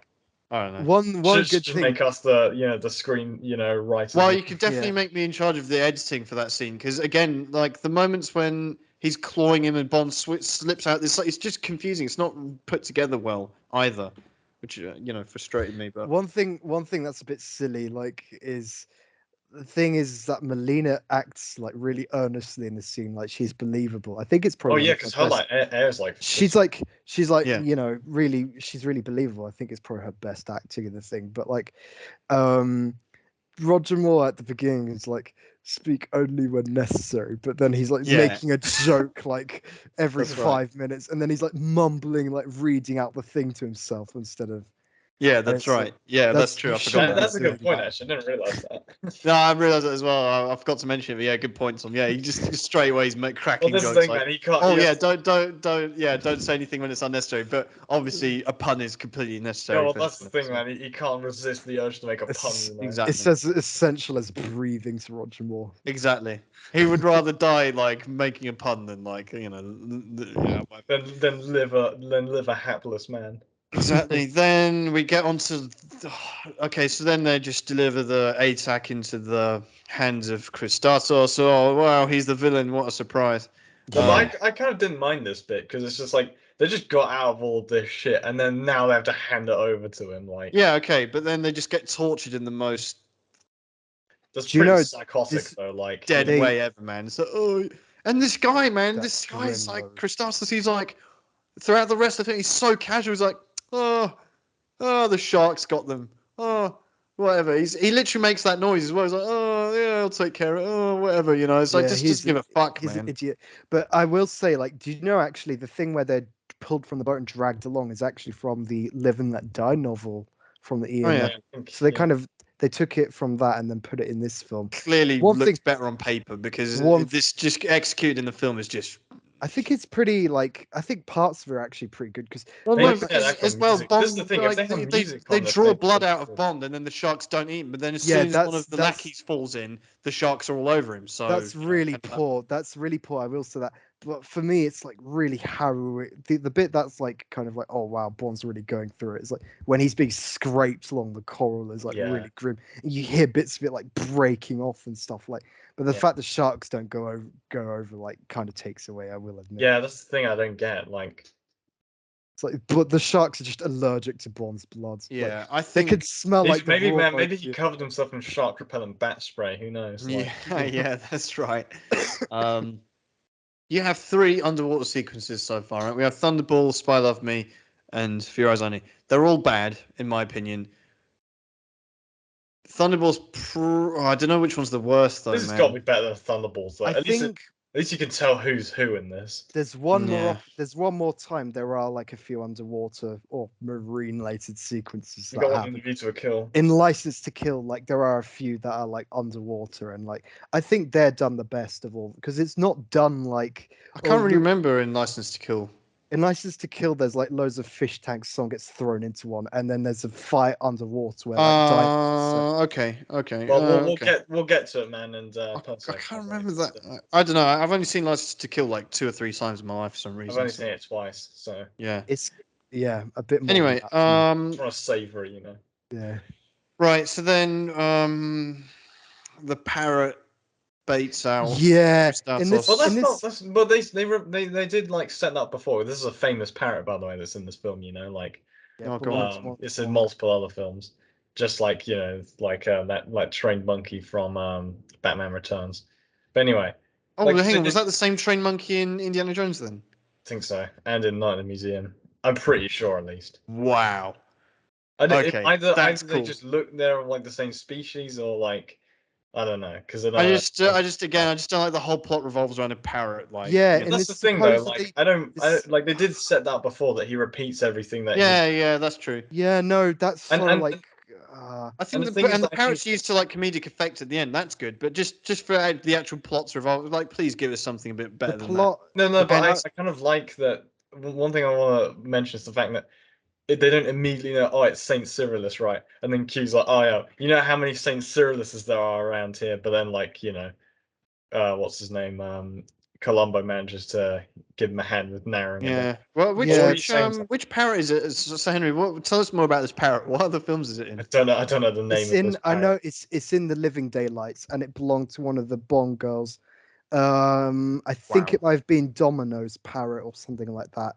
And then Wow. like it just got put on the set, and you see it when Necros is like raiding the place, and it's like kind of chilling there in the kitchen, and then Oh yeah, you're Oh, right. that's cool. I'm gonna look out for that. yeah, and like, but I actually agree with James here. Like the whole like in this really serious, supposedly like Bond film, like the plot revolves around a parrot repeating or not repeating something like that's so But it's like the silly. talking Like parrot though. Is that not like It would make Parrots. it's something they overlook, though. That's the thing. Like The thing they is just wouldn't that have thought Yeah, about it. but those villains would have had a full detailed discussion, and the only thing the parrot repeats is the location. That's convenient, isn't it? yeah, Well, that's and the last thing it they says said. like it's parrots don't. I don't think parrots usually do that. By the way, like they don't like they say like single things. They don't like say almost like Yeah, Fully but formed he only said like yeah, clauses, exactly. like he Like, only said oh like yeah, and 3 then you words take a there. left down here, and after a mile, No, you'll but see the that's the thing. McDonald's. And... The parrot literally says 3 words. It's that's it. ATAC 2 sinceros, and they're the perfect 3 words, and you just Yeah. have to you just have to buy it. Like, So, I need to piss. Oh, whatever, like, and you then know, That's like the thing, though. Like as well, like throughout this film, like because obviously they can't. There's only so Henry, much they why can are you show the defending a parrot. Bond film that revolves around a parrot? But this is the thing. It's only because it's a parrot that you It's fucking a take the piss fucking out of it. parrot, mate. and I'm pretty and like you have to teach parrots stuff before they can repeat it. This might have been like a I really know, but he's special parrot, repeating but it like on set, like live. You're seeing yeah, it I know like previously as well. this parrot might have been like a special one that could do stuff like that, but Yeah, still well, that makes it there's even harder to like go around like for the audience this is just a parrot, they don't know about this parrot, and then it's like these people just happen to be in the right room at the right time when it Man, says the you perfect suspend your 3 words. disbelief for like so much stuff in these films, and you can't suspend Henry, it. are you serious, man? You're like, yeah, no, you can suspend your disbelief, but for a fucking parrot, just happens to be there. No, It's I'm not not having happens that. to be that this is her parrot that she's always had in that room throughout the whole film. Why does she? Why is that a thing? Like, what? Why? That's so stupid, man. Why was like, oh yeah, Was here's it my done? childhood They've got parrot. This is gonna turn out to save and the the world. parrot doesn't the parrot just happens to not say it when like the villains are in the room. So, like, Yeah. yeah, get rid of that bird. And it's like Well, to be it fair, just it's like I if gotta that was keep the case, quiet. you'd probably have some very upset kids in the audience. Yeah, but they could have just like let it go. They didn't have to kill it. Like they wanted to get rid of But it. they've just flown off. Probably. I don't know. Let's interview the parrot in our next episode. Well, the parrot Yeah. doesn't get killed, does it? No, No. it doesn't. It just like Exactly. chills there. So And that's it. yeah, unless like you see, yeah, exactly. Tom, you just touched something really imagine the villains are like they're like making their plans, and the parrot repeats like the thing is like, one too many witnesses, bang, like I don't Yeah, know, well, man. Anyway. she's Now we get to a very different kind of scene. This is one of my favorite in the whole of Bond, man, which I completely forgot about. Bond meets Father Q, man, and he's Yeah. got, oh, forgive me, Father, for I have sinned. so That's that's putting putting it it to mildly 007. Love Yeah. it. I love it. It That's just one of the best, and I completely forgot about that. That's one of the So- best Bond Q moments ever, man. I love in it. an, yeah, it is funny. Like, Even though I Q think was just doing all this, like dressing up like a priest, just to like basically be a messenger boy, but still, yeah, it's like a classic Roger Moore thing. I think, which is it's great. quite Q's response, that's putting it mildly. 007. It's so funny. good. yeah, it's really funny. Yeah. So then Bond and Co. go. Bond, that's Bond, Columbo, Melina, and 3 other And chaps. Co. 4 other chaps. They go. Yeah, they go and scale this mountain. We're only 5 men and 1 woman. Yeah. I think she's good in this still. Like, No, she's good, but. And it's interesting that Roger Moore himself suffered from vertigo, like fear of heights, whatever. So this was difficult Fair for him to enough. film. I think it was well filmed. I think it is I quite. like it. When it began, I was like, "Oh, seriously, is this the climax of the film? Bond climbing a mountain?" But then it was like, this is okay." But That then is again, tense as Henry, I think you'll fuck, man. agree, Like, you have a much better rock climbing scene in a future film. So, you know, Yeah. um, I the music for me is really like I don't know. It's like it came out of Narnia or something. It's like I don't think yeah, it fits for. And then later, like I know I'm skipping a bit again, but one thing that really like is just so the silence was so loud when yeah, there's like the final fight going yeah, down. It like just the silence was loud. Like I know it's such a definitely. cliche, but like it really was for me. I Like mean, I've this never. film is what 2 hours 7 minutes long. They could have cut at least half an hour out of this film, I think, and then you'd have had like better paced, more interesting, less bullshit, The thing is, I and like just as well. flesh Like, out one of the villains a bit better, drop one of the other ones. I don't know. There's like a I lot of like things that. that simple changes that would have made a much better film. I I really just like. I like when they're like when they're talking through just before Bond goes up the cliff. Like Columbo, man, he's been like he's like this. He's living his fantasy, man. He's been like planning this his whole life, more or less. Yeah, man. that's right. Man, I've always wanted to like raid his house, But you know, it's I think I've completely forgotten to do it. So let's do license to quiz I now. thought you were going to do it after he got knocked out. It's a classic. I want to play a game. No, it slipped my mind actually. So I let's forgot do it about now. as well, actually. My bad. I was like enjoying talking about the film so much. Exactly. Right. Okay. For your eyes only. Pay attention, 007. First question, as always, the film's budget. How much do you think it was? Oh, I think it was really cheap. Like, I'm gonna say, 7 million. I'm going to go 8 million. Tom, I completely agree with your sentiment, and this film did look like a very cheap film, but it did in fact cost $28 million to make. What the heck, man? They Yeah. brought up a real 70 Lotuses to get that shot or something. Yeah, it's ridiculous, man. Where did that money go? Where did that money go? Straight into Roger Moore's pocket or what? I don't know, man. Yeah. Where did that money go? There's Maybe nothing went to a like... lawsuit over that scene with Blofeld and not Blofeld. I don't know. Yeah. Probably. Yeah. They had that just went into lawyers' pockets. Yeah, man. it's like they had to pay 5,000 every frame he's on screen. Yeah, to They had real raw opium there, and they had to get Roger Moore to test it or whatever. And Yeah. I don't know, man. Yeah, they made him climb it, and then the insurance payout was there and stuff. they had to pay people that much to go to. So Henry won that one very narrowly. Now the box office, the worldwide gross, according to IMDb, was how much? What do we think? They picked Off the back of Moonraker, I will add. Yeah, that's the thing. That's what you got to bear in mind. I'm gonna say 130 million, because I know that they can't. I don't know. I don't I'm think. gonna go 140. So Henry's saying 140, Tommy's saying 130. Actually, I'm gonna say 150, because I don't think it'd be so. Actually, I'm gonna go 120 then. I'm gonna say 130 million then, because that's I just need who's going higher and lower here. Tom's going higher, Henry's going lower. Okay, I'm right? going 120. That's my final answer. 54 million. What? Yeah. All right then. So.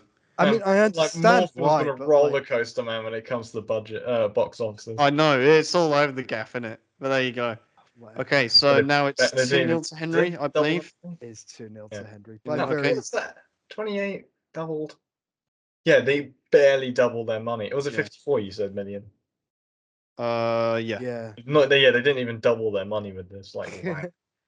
Okay. How did they spend They had a that giant much money vault safe of Moonraker money to All the right. next film. Question 3. How many pistachios does Columbo spit out? Oh my gosh, I'm gonna 4. I'm gonna say 7. Final answers? Yeah. I'm gonna up it to 5. No clue. He spits. I'm gonna say 7. Henry, you bang on the money. He spat out 5 pistachios from my count. I didn't count that, but I just had to take an educated guess. Yeah. I thought he was spitting them a lot. I thought he had a bit more. Yeah, I thought it would be more as well. That's why I started counting. I was like, yeah, this is definitely going to be my license to quiz question. So I was sure that one of you two would anticipate that, but there we go. I don't even anticipate these questions. In which sitcom did the actor who plays Melina's father appear as a one-off character in? What? Sitcom. Towers. I'm gonna say. I don't know. Come on, you two. Fuck, you have to know this. Only Fools and Horses. I don't know. Melina's father. I spotted this. He plays a character in. I don't know if you remember. It's the one where Rodney falls in love with this art painter sort of thing, who's from boring Berkshire, and he's her father. He's the guy who goes to church. I want you out of my place now. He's really posh and angry. So yeah, and I spotted it, and I was like, yeah, that's the same guy, isn't it? I looked it up, yeah, sure enough. You like your Only Fools and Horses trivia sneaking in here, man. Yeah, it's funny though. Okay, well, Tom's dragged it back to 3-1 now. Now, do you remember the guy in the casino table who's got wonky eye? Yeah. Right. Well, back which character? Which sitcom does he appear in as a one character? I'm gonna say yes, Prime Minister, yes, Minister, whatever. I don't know. It's Is not he? Fourth House. Is he that? Is he that really fat like minister for sport or whatever? No, he's not. I'm gonna say. Keep guessing because you haven't got it. Keeping Up Appearances? Maybe I No. don't know. I've gone know. through all the sitcoms I know, like Yeah, seriously. No, I know you've both seen at least one episode from this sitcom. Alan so- Partridge. Alan Partridge. I don't know. Is this Blackadder maybe? Blackadder. Henry, you fucking got Oh. it. Nice one. He Wow. plays he plays the monk in the Sixth Seal, which is the 6th episode of Blackadder series 1. So Nice to know. Wow. you need a keen eye and a good knowledge of sitcoms, man. So you know. You're gonna kill us, man. Okay, question 6. But yeah, Henry's won it, by the way. Yeah, Henry's won it 4-1. Get the prestigious title of this film. Wait a second. Yeah. Okay. Right. Question 6. Okay. Obviously Bond rejects BB's advances, right? Yeah. Because she's obviously too young for him. What was the age gap, maybe? Between her and Melina's actress. I'm gonna say 2 years. I'm pretty sure like BB was actually older than Melina because Melina I heard was really young for this in this. I'm gonna say 4. I'm pretty sure I remember their ages. All right. I'm just gonna. Look it Tom's up. right. Tom's right. Oh. Actually, they're only a year apart in age. What? Yeah. And So Melina's only 1 year older than the actress for BB. So they go on Yeah. making all these jokes about, oh yeah, it wouldn't be appropriate. Yeah. Yeah. Fuck me, man. Which, in fairness, BB does come across as far younger, man. Yeah, it's just because Not that Melina looks old. I mean, Melina's obviously clearly young as well, but like, you know, BB's really young, man. But yeah, Roger only a year Moore's apart. like it's like Leonardo DiCaprio, like after Yeah. Yeah. He's the original Leo DiCaprio, man. Final question: how many Oscars was this film nominated for? 1. 2. Tom, spot on. It was nominated for Best Music, Yeah. original Best song. music, man. Original song. So the For Your Eyes Only song got nominated. So Wow. yeah. Yeah. Fascinating. Okay, so Henry wins this round of license to quiz, which brings the score between you two back to 2-2. So exciting times, ladies and gentlemen. Now, back to the mountain climbing. Back to more exciting times. Yeah. Oh yeah, we get. I'm sorry, but this climax is like not good when the highlight of it is the most annoying character getting slapped. Yes. Like twice by different people.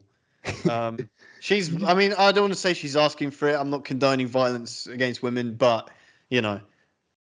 And just again, like the problem with this film is how. This is like, realistic, down to earth, blah blah blah. The amount of fucking bullshit that this plot hinges around, right? First of all, we've got a limpet sea mine being brought onto a boat by like experienced seamen, man, to like blow it up and risk this like height of technology ASAC, right? You've got that. Secondly, you have a parrot baiting out the main villain's location, right? Thirdly, you've got the ice skating teacher defecting, right, and then suddenly helping out Bond to like, find this guy.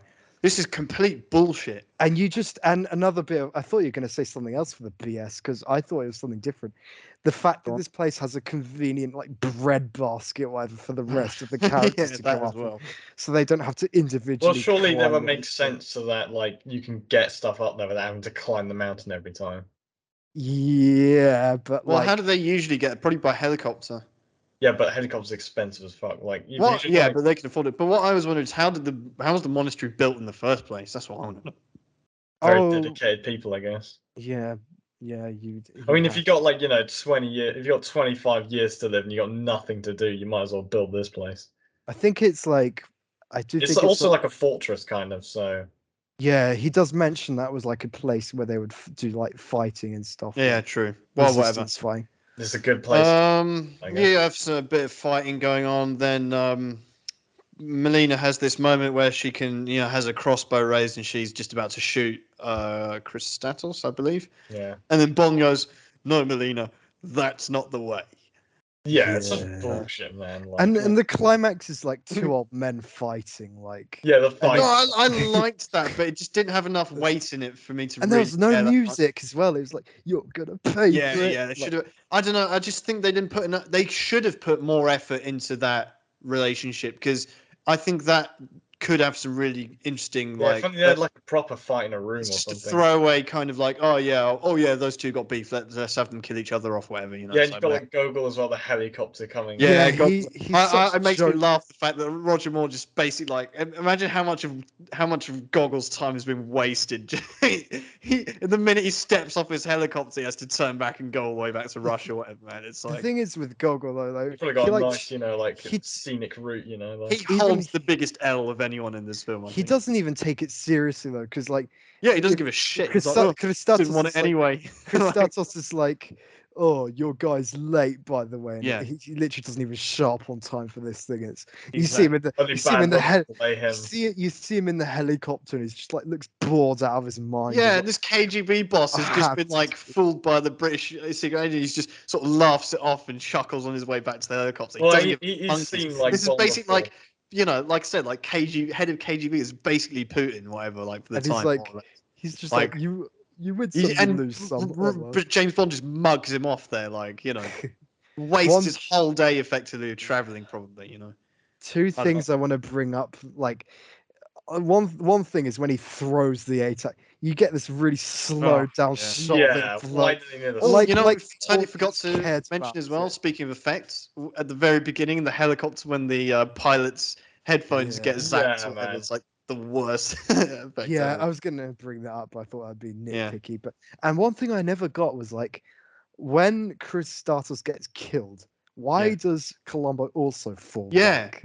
Yeah, What yeah. was I that? thought, did he die or something? Did we like miss him getting shanked or something? Like, That's the thing. Like, oh, what did he take a bullet or something? No, and then like he's just being brought back to life by BB and the teacher, and it's like, oh, she's got a new and the new sponsor now. sponsor is just like, and he gives like a wink to Bond. It's just like, It's so Yeah. like, Oh. oh, really? Like, is this how you're gonna end the film? Nice one. I don't know. The whole Yeah. climax of this film is just especially when you've gone from like The Spy Who Loved Me, Moonraker, Scaramanga, Kananga. Man, you can just name every Bond film. The whole point of Bond or any film really is to have a good climax. The climax for this is, and you can't even call this anticlimactic because there wasn't even really a great build-up going on. Yeah. Yeah. What I will say, I will give a bit of credit to the fact that it's very impressive how they filmed all of this, like, scaling the mountain and stuff. The tension when the guy's kicking the pegs out and stuff, it's like, oh, that's genuinely like, okay, Yeah. pretty cool. But, I don't know, it's just very, like, meh. Like, And- Bond is Melina- to be fair, Bond is very like, what's it called? Resourceful when he has to use shoelaces to make like, shoelaces. makeshift Yeah, thing. that was cool. It was reminiscent of George Lazenby ripping out his pockets to, Yeah. Yeah. And like one last thing, like Melina as well is like basically cocked out of like getting her final revenge. Yeah. And later, like she like is fine with it. Like she's It's like okay for laughing. Columbo to get his revenge, but Yeah. not her. And then like later she's like completely taken by Bond, even though he's like Yeah. basically stifled her out of like avenging her parents or Yeah, and whatever. also like an old enough to be a granddad, like. Yeah, and it's like And she's already killed in this film, so it's not like, oh yeah, you got blood on your hands, man. It's too late. She's already done that. Yeah, it's So, like don't care, didn't ask. Like, it's not like Batman going and tells her, oh yeah, no guns. Like at least because Batman doesn't use guns unless you're Zack Snyder. unless you're Michael So, Keaton or basically every other Batman. Oh yeah, true. Yeah, but still. Anyway, so then the film finishes with Thatcher. Margaret Thatcher talking to a parrot. So This is What the can thing that I you say found about so that? stupid as well. Like, how when like MI6 ring him, like, Yeah, how have you can not they learned from tell? what happened in literally the last two films, the ending of Moonraker? Oh yeah, let's broadcast this to the world. Let's not check. Oh, them it's like first. Let's what have it the odds of patched Bond through shagging to, after his mission? yeah. Not very high. And they can't tell it's a parrot down the phone and not like, Yeah. oh, yes, is this a Oh yeah, that's definitely Bond. Like, Yeah. and then they're like, "Oh, I feel like swimming at night, even though that's very dangerous." Just like to point. Yeah, exactly. They just go skinny dipping Don't at like like slip. 2 a.m. I'm not sure about that, mate. Yeah, it's like it's like pitch black down there. Mind you, Quite after the sharks are like allergic to Bond's blood, he probably has nothing. Yeah, to... exactly. Well, maybe Bond they takes saw. his Maybe they dentures saw. out and everything. Yeah, man. Maybe I they don't know. saw. maybe like after Jaws, like he dropped Jaws in the pool. Maybe he thinks that he's employed by Bond, and they have told all their shark mates to stay away from him. Yeah. Anyway, well, that's done now. So I'm just saying, if I had to make this film good, I mean, obviously you'd re-edit all that, cut some stuff out, make have one villain. I personally think Timothy Dalton would have been good in this film because it was potential. That's why I was trying to. Just imagine you kicking him off the cliff. That's what I held off saying, like, because that was like Roger Moore's serious moment, and I was just thinking, like, yeah, Sean Connery or Timothy Dalton could have done that better, and it's like, yeah, good point. Oh, Timothy, that would have been great for this film. He would have been so good, like the ski action, like it would have been believable, like him versus that guy more than. Well, in effect, this film kind of reminded me of The Living Daylights. It's like a proto version of it. In a couple of ways, yeah. It's kind of like has some similar beats going on. The Living Daylights is far better, obviously, but. And you can imagine him with Columbo. He'd probably have like. Yeah, definitely. He might have been able to crack a smile like at some point. It doesn't really feel like this is, like I say, it's Roger Moore's weakest film, but we're going to discuss all that now as we rank all the various elements within the Bond film. So we'll start with the Bond actor, and also this is a chance for Tom to go over his thoughts and opinions from what we did by ranking Moonraker. The first thing that I'll tell you, Tom, is I grasped the opportunities to put Roger Moore as number 1 for Bond. I still think he should be number 2. Like Tom. I think he should be number 2 as well. Like, we'll get back to this. We'll have we will talk after. Do you know what? I will agree that because Roger Moore gets relegated because of this film, man. Yeah. He slips down a peg, man. Yeah. I will say, like, been number 1 to start with, but I think Moonraker and OCTOPUSSY are like prime Roger Moore, where he's yeah. But this is the thing, man. He's like after Moonraker, I think he may have been overstaying his welcome. Like, I think no way, man. You can't say that. Like, in OCTOPUSSY, he's good because the film is written like with him in mind. But this and A View to Kill, I would say as well. I don't think so. A View to Kill. Just saying, A View to Kill is another film which would have been better with Dalton. Just saying. Exactly, like him versus Max Zorin on that. Definitely with. I have really mixed feelings. We'll talk about that when we get there. He'd actually be young as well. Like that's really hard for me. We'll talk about View to Kill in a couple of weeks or 3 weeks. Yeah, Bond Girl. At some point. Yeah. Number 1, Tracy. Number 2, Triple X. Number 3, Holly Goodhead. Number 4, Domino. Number 5, Honey Rider. Number 6, Miss Anders. Number 7, Tatiana. Number 8, Aki and the Wife. Number 9, Pussy Galore. Number 10, Tiffany Case. Number 11, Solitaire. Number 12, Good Night. We put Holly Goodhead 3rd because she's so bland though. Like she is, but so are all the ones. But she has good banter with them. That's the thing, though. Like, yeah, but she's she has the gadgets as well. One of which saves his life, by the way. So like, she's actually like useful in the plot as well. She exactly. She's not just there for eye candy. But she's just like an American agent. I think Domino. I think Domino should be above her, like because Domino has like more character. I think even Honey Rider should be above her because they're more like characters. Holly Good, she has such a silly name first of all, and then like don't worry, we mentioned that. And then I just had a moment growing up where I just realized I was like, oh yeah, that's her name. And then you know what, Tom? Actually, you kind of snapped me into reality a little bit there because Domino does have whatever Domino. She has a really good ending to her character. She kills Largo. I think that's really satisfying. And Honey Rider's pretty iconic. But Honey Rider, I think, is overrated. All that she does is she gets out of the water and it's like, wow, this is the first. She has a really interesting backstory if you pay attention. Yeah, I know. I watched the film, man, but it's just you just don't. Yeah, I don't know what you have against like Doctor No style.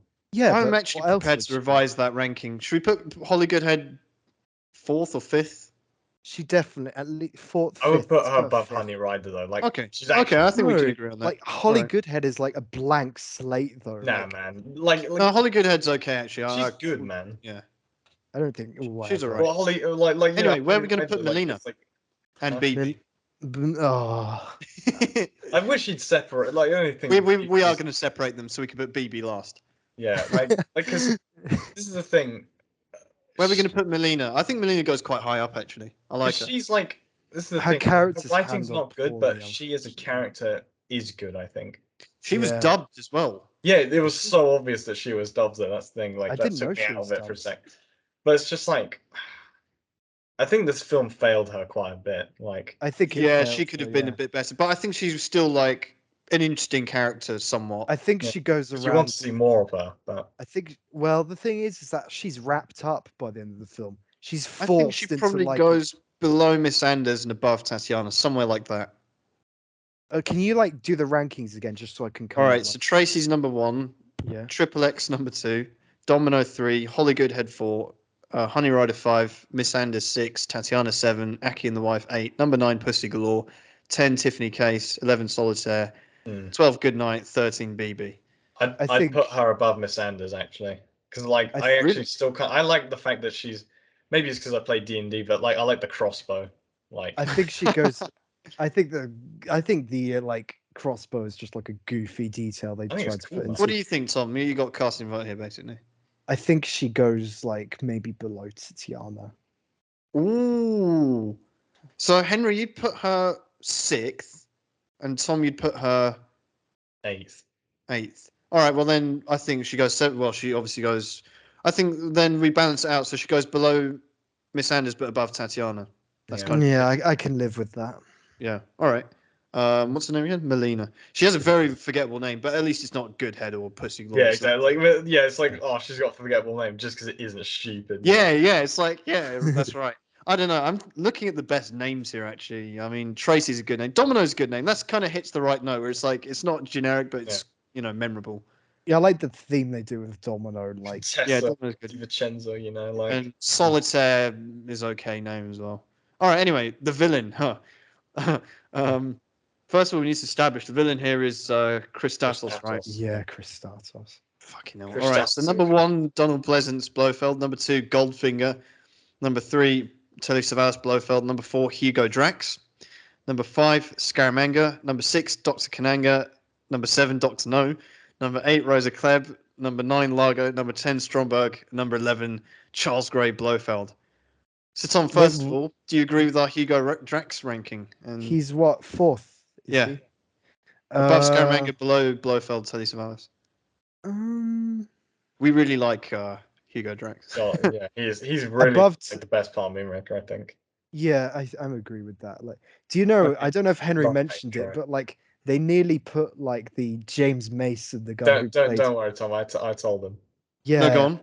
they put like James Mason. They were gonna put James Mason. the Oh guy- yeah, from 20,000 Leagues on the Sea. Yeah, yeah, yeah. That's he would. right. He Yeah, was. yeah, yeah, he 'cause would have he's been French, yeah. perfect. Yeah, the French were French, basically. So where are we going to put Christatos then? Does he go above or below Just- Charles Gray Blofeld? Yeah, he goes above Charles Gray's Blofeld because at least it's like he facilitates an Yeah. interesting twist. Yeah, I think so Christa- too. Yeah, that's true. Maybe does he go above Stromberg then?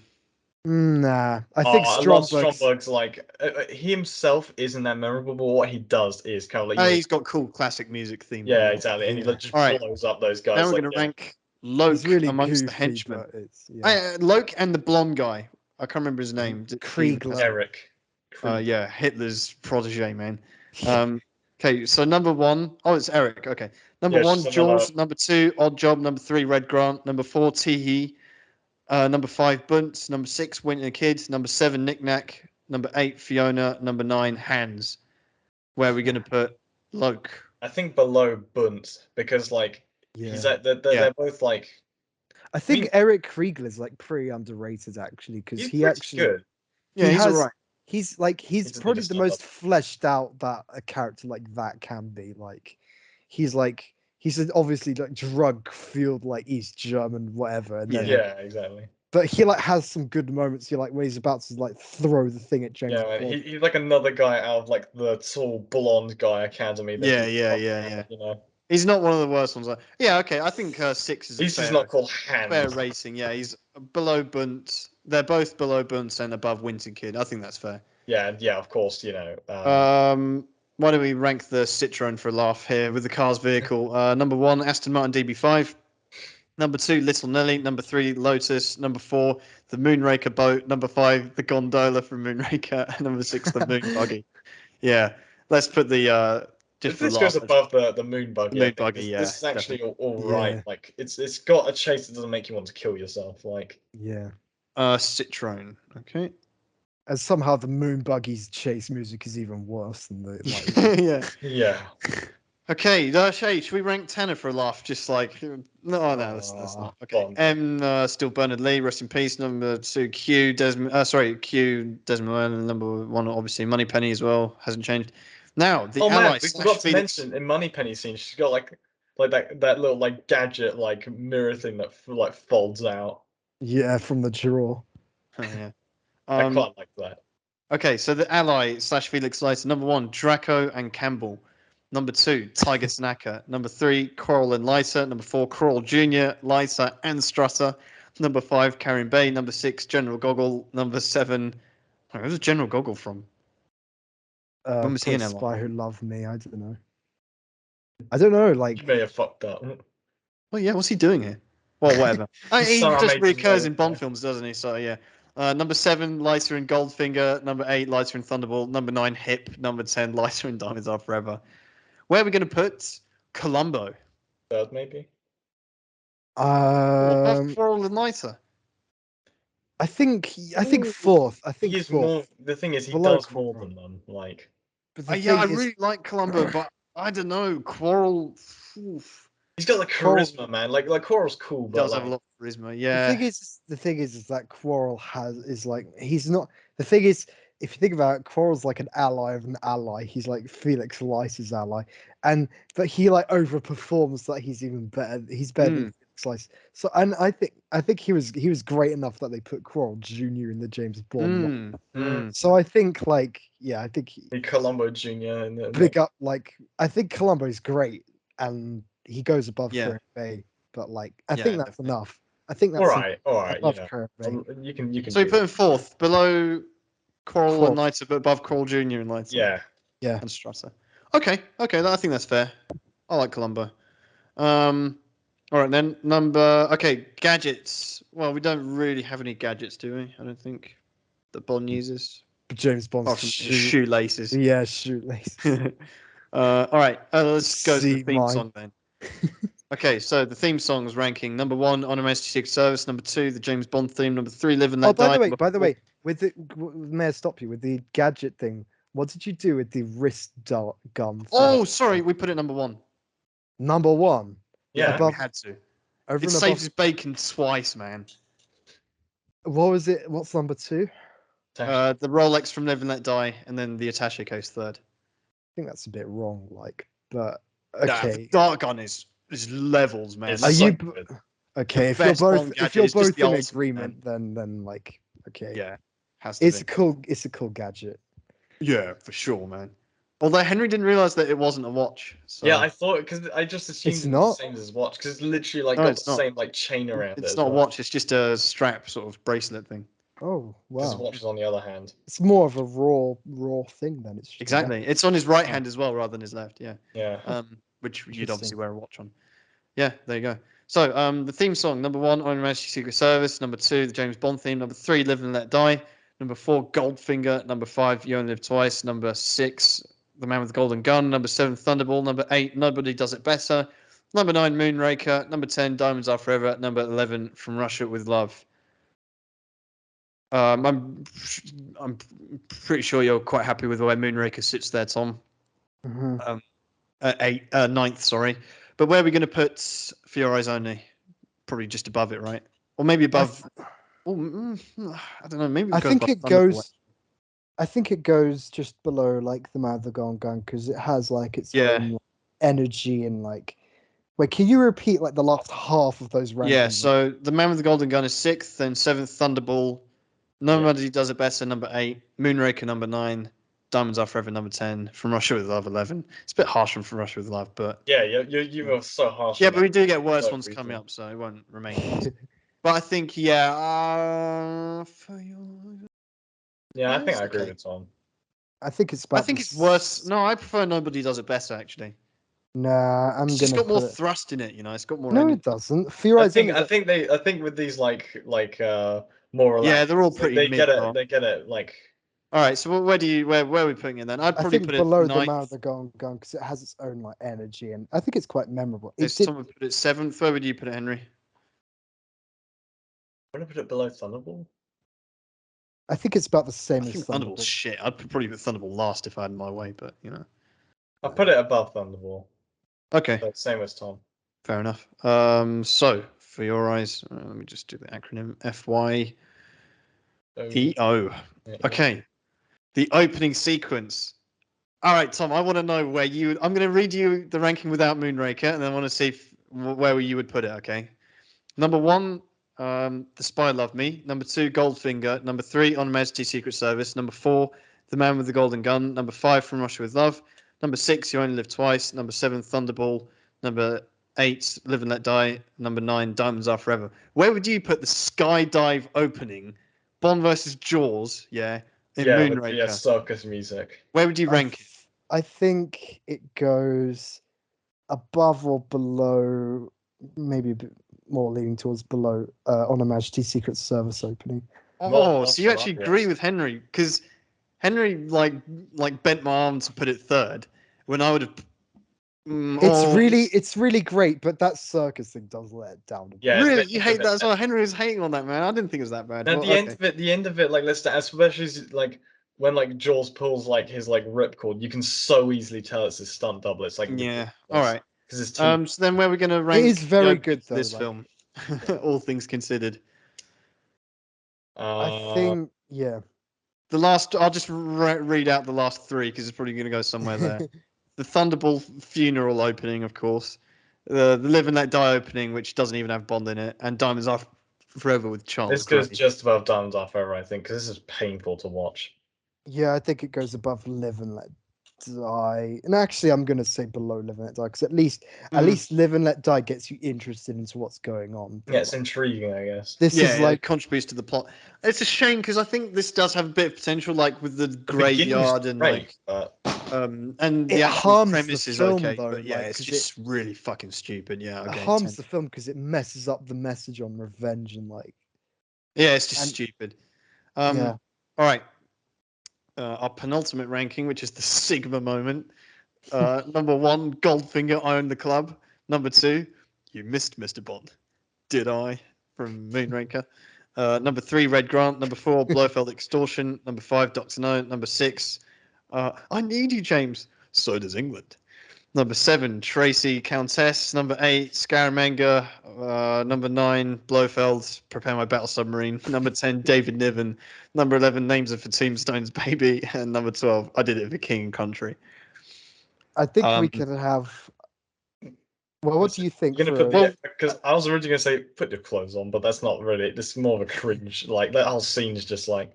I think there's 2 standout Sigma moments. There's that one, yeah, where like, and BB's the victim of both of them. So there's like, well, victim, very loose use of the word there, but so when Bond turns her down, and then when Eric blanks her as well. I think that Eric's a bit of a Sigma male to me. Yeah, I think because like they literally say he doesn't even talk to girls. It's just like.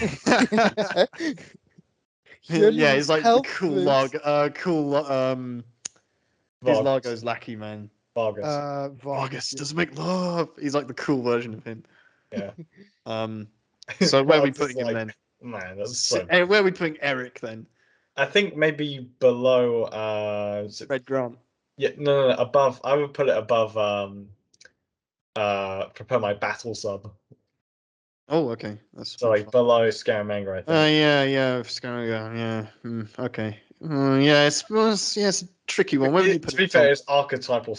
We are selecting Eric over Bond turning down BB, right? Yeah, because this is like literally Sigma male activity. Like you just with women. I think like it is. He literally has his eyes on the prize, you know. One thing I'm surprised about is like, in a good way, is just how many Sigma moments there are in these Bond films. Like so many. Oh, you should the Batman ones, man. It's teeming with fucking Sigma male moments, man. Like Ben Affleck, Christian Bale, Robert Pattinson. Like, oh man. You literally have like him saying, "I bought the bank." I bought the bank, yeah, man. The bank. Well, that's like the equivalent to Goldfinger. I own the club, but then you've got Christian Bale. Like, I own this hotel and stuff, man. No, I'm buying this hotel. Yeah, I'm buying this hotel, and but he owns the restaurant as well. Like, anyway, so I think in the place. Where are we putting Eric? Wait. So where you want to put him below? Below Scaramanga Scaramanga. and above Prepare My Battle Submarine. I'd probably put it a bit higher, but Yeah, I that's don't what I was know. asking. You Because think I you was should put it higher? Because I get it because it's Nah, like. maybe not. I'm not very generous towards this film. To be fair, I think I've been pretty generous so far, but But I as think a Sigma scene, as a Sigma like just thing. he's a Standalone, Sigma male, like- but he's not that interesting. So it's just like more of a throwaway thing. I think it's probably quite I fair think- ranking. Actually, what do you I think? think Tom? it goes. I think like it goes below the battle sub because like Ooh, the battle sub is just like sheer comedic value, and then it's like the most memorable line from that whole film, basically. It's like have stay to your post or have you shot. Put my Put my battle stuff to leave. Put my That's battle not even really that. I mean, it is Sigma, but it's like he's just such It's a It's like a coward. Man. joke, like. Yeah, I think Eric goes just above that. I think Yeah, that's we're fair. not disrespecting this guy, you know. All right, now here we go. The film itself. And Oh my this, gosh. so I'm gonna. Where would you rank Tom Moonraker out of the rankings before we did Moonraker? So number 1, On Her Majesty Secret Service. Number 2, Goldfinger. Number 3, The Spy Love Me. Number 4, You Only Live Twice. Number 5, The Man with the Golden Gun. Number 6, Live and Let Die. Number 7, Doctor No. Number 8, From Russia with Love. Number 9, Thunderball. Number 10, Diamonds Are Forever. Number 11, Casino Royale. Where would you have put Moonraker? I'm Because not me and Henry would have comfortable. I'm not disagreement. comfortable with like how many like of these like old films are just slowly sinking into the Yeah, brain. man. Yeah, But, like Henry From was Russia like lost his shit last week when I he realized really how did low lose From my Russia with shit, Love man. is. yeah, Henry was put like, Man where the is Golden it? Gun above From Russia with Love. Yeah, but I yeah, forgot that it was getting pushed back along with all the others. I was like, I fuck. think these rankings are like We're kind gonna of have to revisit it at the very end, I they're think. kind of been butchered by the fact Well, this Spy. is why we did our. This is why you remember, like way back, I I know. told you all I've to got write it down as your well. own Don't worry. rankings. So that's Yeah. why I did it. So So I where would you think put Moonraker, Tom? the thing is I think it's better than Spy Love Me a bit, but it's Not as good like as Young and but Tall. it's like I put both of them like quite a bit further down the ranking. Like Whoa, really? Moonraker is great because it's like Roger Moore in his prime, and it's got like so many I don't know, jokes, and it's got like a good villain. It's got like I don't know I don't know. It's just memorable in a good way, like Yeah. rather than Spy Love Me's cringy like music and stuff and Nah, forgettable. you're a hater. Of... So you put it above The Spy Love Me, but you'd have both of them a bit lower because Yeah, Henry probably would have done the same, but I really pushed for I put Moonraker. it below The Spy Love Me, but I was really debating whether or not it's better or worse than Young. I can't believe you've become like the stalwart of Spy Who Loved Me, Henry. No, It's like, I had Moonraker is Moonraker like third. We eventually put Moonraker third, below Goldfinger, above The Spy Love Me. Yeah, that's only because you forced me to, man. Yeah, I I would pushed put for it it, man. below I love Spy Love Me. Moonraker. So I think I'd rather see like I don't know, like it's so And difficult. it's 'cause just of- we're not moving the list around right now. We'll have to do that at some other point. But where would I you put Moonraker? think it goes just above the Man with the Golden Gun because like that has like it's really good, but like so is Man with the Golden. It's like the Man with the Golden Gun without the really bad cringy bits, like with like the slide You whistle. saying and Live and Let stuff. Die is better? Yeah, Live and Let Die is good. There's like nothing really bad with it. No. okay, well Yeah, anyway, where are we going to I put like the For more Your brutal Eyes Only? stuff, so I think. Oh my It's quite gosh. hard. Let me just read out the bottom 4, just so I can piss Henry off. From Russia with Love, Thunderball, Diamonds Are Forever, and Casino Royale. you psycho man! I can't believe you have all these along with From Russia with Love. Let's put it down I put below it below Diamonds. From Russia with Love. Well, No, obviously. I put it below Diamonds Are Forever. Are Like you at least joking, man? I'd Diamonds rather Are watch Forever. this At least over that. This is Diamonds good Are Forever. action, man. Not really. Like well, And it's short. it has act. It's not Diamonds Are Forever is shorter, and like Diamonds Are Forever is like Mr. Win and Mr. Kid. Yeah, that's It's the got- Tom, you put it below Diamonds Are Forever. it's kind of that's a violation, man. that's just, I think they're more a bit samey. But the thing is, I'd sooner watch Diamonds Are Forever because it has like raw entertainment value rather than like Yeah, you can watch Diamonds Are Forever like ironically, or, you know. I whereas- can't watch that, man, because I just think of like what this could have been like. And Yeah, again, if I watch that's- this, I just watch this film and think that it's just I like, You know, when AI technology gets good, I need to like make a version of this, but just like replace Roger Moore with Timothy Dalton, and I'll be happy. Yeah, Sean Connery, I think, is better in Diamonds Are Forever than Roger Moore in this, because I think Diamonds Are. It's funny, like Man, he's it's only almost, happy because he got his paycheck, man. Which Yeah, is but And like he was like, got to see plenty of Tool naked, man. I don't know. I would probably I'm put. sorry, this has like BB, and that has like BB's such a yeah, low these both point, have pretty bad Bongo. Yeah, these are she's not both. the main Bongo in it, mind you. Remember, My so memory of this film would have definitely put it last. Well, I mean, below Diamonds Are Forever. But having rewatched it last night, this has good bits in it though. Like, yeah, it's got Has really Columbo, bad bits man. as well, though, man. But at the end of the day, you're not pulling this out the box set for like you said you would be. I happy will. to see. I would actually. This might be controversial. I would be tempted to possibly watch this over The Man with the Golden Gun. Whatever. No, you're Man, having a laugh. like this is the You're thing having though. a Man with laugh. the Golden Gun is You're like having a I laugh. would Scaramanga, Christopher only. Lee, Yeah, mate. but this is No the thing. way. Versus I would Chris only watch. Statos. Now the Man with the Yeah. Golden Gun. You only watch like the beginning and the end. Like the rest of the in between just sucks. It doesn't suck. Like It he does. gets like, you get like I don't know. You get Like good you got like the Hugh kung scene. fu fight. We do Bond, have the Man with like, the Golden Gun quite twisting high in our Axe's rankings. arm off. That we should probably. I don't know why that's so high. Yeah, because you were both on crack when that I was on happening. crack, Like, man. I was thinking of Christopher Lee, and I forgot about the rest. Of the Should we relegate the Man with the Golden Gun a little bit? Because we've Yeah. got it above Live and Let Yeah. Die. It has to go Yeah. below From Russia with Love. I'm just saying. I Like, think Fred so. Grant I would think like. like the Man with the Golden Gun has Oh like. yeah. I think the Man with the Mm, Golden Gun is like entertainment better than Diamonds Are Forever. Like it's like Yeah, we're not putting yeah, Bullet Diamonds off forever, man. We're not that cruel. yeah. Like yeah, the yeah, I thing think is, but I don't know. I don't really. Dr. No and For Russia, just I don't know. They're a bit like Mate, boring. you can't. Mate, I'm sorry. you, I'm sorry. I can't. I'm sorry. They're just a bit boring. man. I don't even know how to put this. From Russia with Love, for starters, is over in an hour and 50 minutes, and it's like such a good plot. It And it's got feels way fucking- longer. To be Man. It feels like fair- a 3-hour film, man. to be fair, if you love a film, you shouldn't be like advertising how quickly it's over. No, but like- the thing is, it gets all this. No, but this is how it gets all this stuff done in a short amount of time. Yeah, but it doesn't Okay, feel short. That's the problem. It I'm on your feels like side. forever, man. It's like the longest Bond film. That's a you because problem. that's the thing. And you literally like enjoy something like Blade Runner 2049, which takes its time. Like that's the You whole. have to appreciate Yeah, with From Russia with Love, like the Cold War setting and Exactly. like, the Maybe Yeah, I'm yeah, history I understand all behind that, I'm a but sucker that for doesn't my make history, it any man. more entertaining for me. It's just, I mean, It's I'm, 'cause I'm very you much, can't I'm very appreciate the much like Cold War, man. guided by It's my such a- entertainment when it comes to James Bond. I want a James Bond film to be entertaining. That's kind of the priority for me. And is it not insane to see him getting like stalked by this like the closest clone to him? No, Yeah. not really. I mean, I Red think, Grant. like- Yeah, you can say Red Grant all you like. That he's probably the only thing I go back to that film for, honestly.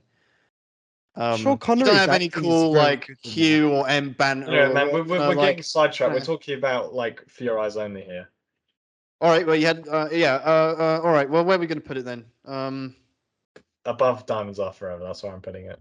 I think it can go above or below. I don't really care. Like I don't know. I think it's slightly better than Thunderball, though. I hate Thunderball. Oh wait, is Thunderball above Diamonds Are Forever as well? Yeah. yeah, Right, put it above that. Put it above Thunderball. really, I think Yeah. Thunderball's way better because you have Sean Connery acting like a lot more in his element in that film than you are for Roger Moore in this film. Thunderball's Man, so you have- boring, man. And you have Thunderball's Emilio like, Largo, man. whoa. Emilio Largo's way better than Chris Statos. Man, like, he's just got an eye patch, man. That's it. Like, so what? Thunderball's Like, that's so what boring, though, man. yeah, that that's the shit sent me plot, to though. sleep. The plot here is not that good either. It's No, like the plot is revolves around- not good either. These are all shit, man. All right, let's put what are we going to say then? So so let me just read them out again. So number 9, From Russia with Love. Number 10, Thunderball. Number 11, Diamonds Are Forever. Number 12, Casino Royale. What are we going to do? It can go anywhere, really, to be honest. Man, just above Thunderball. Just leave it there. I think below Thunderball because like it's better than I mean, you can add What do you debate. think, James? Because Yeah. your opinion is the only one that matters. You'd sooner watch Diamonds Are Forever between than us at this point. wouldn't I, you? the thing is, I'd actually probably watch Diamonds Are Forever before I watch Thunderball and this. So, yeah, these rankings are a bit messed up, aren't they? I would say Let's have a compromise. I don't know. Let's see What's what the it's best like. things about this film? You get Father Q, you get, Columbo, you get Loke. You get some good ski chases. I don't care about ski. There are way better ski chases than Man, this film. I just enjoy Bond. You've in got this Spy Love snow. Me, Onomatic Secret Service, and A View to a Kill. And, Yeah, I know those are better for that. but still. exactly. So Also when I helps think of they have Ski good Chase, this is soundtracks, not but- near the first one that comes to mind.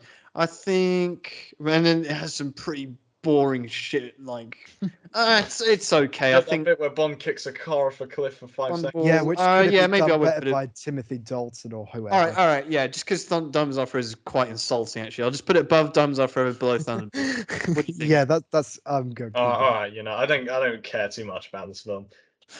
All right. Okay. All right. Okay. All right. Well, that concludes our episode reviewing For Your Eyes Only. So thank you very much for joining us, and we'll see you next week for Octopussy, which I'm very much. Well, I think we're all looking forward to. So join us then. Same bat time, same bat channel.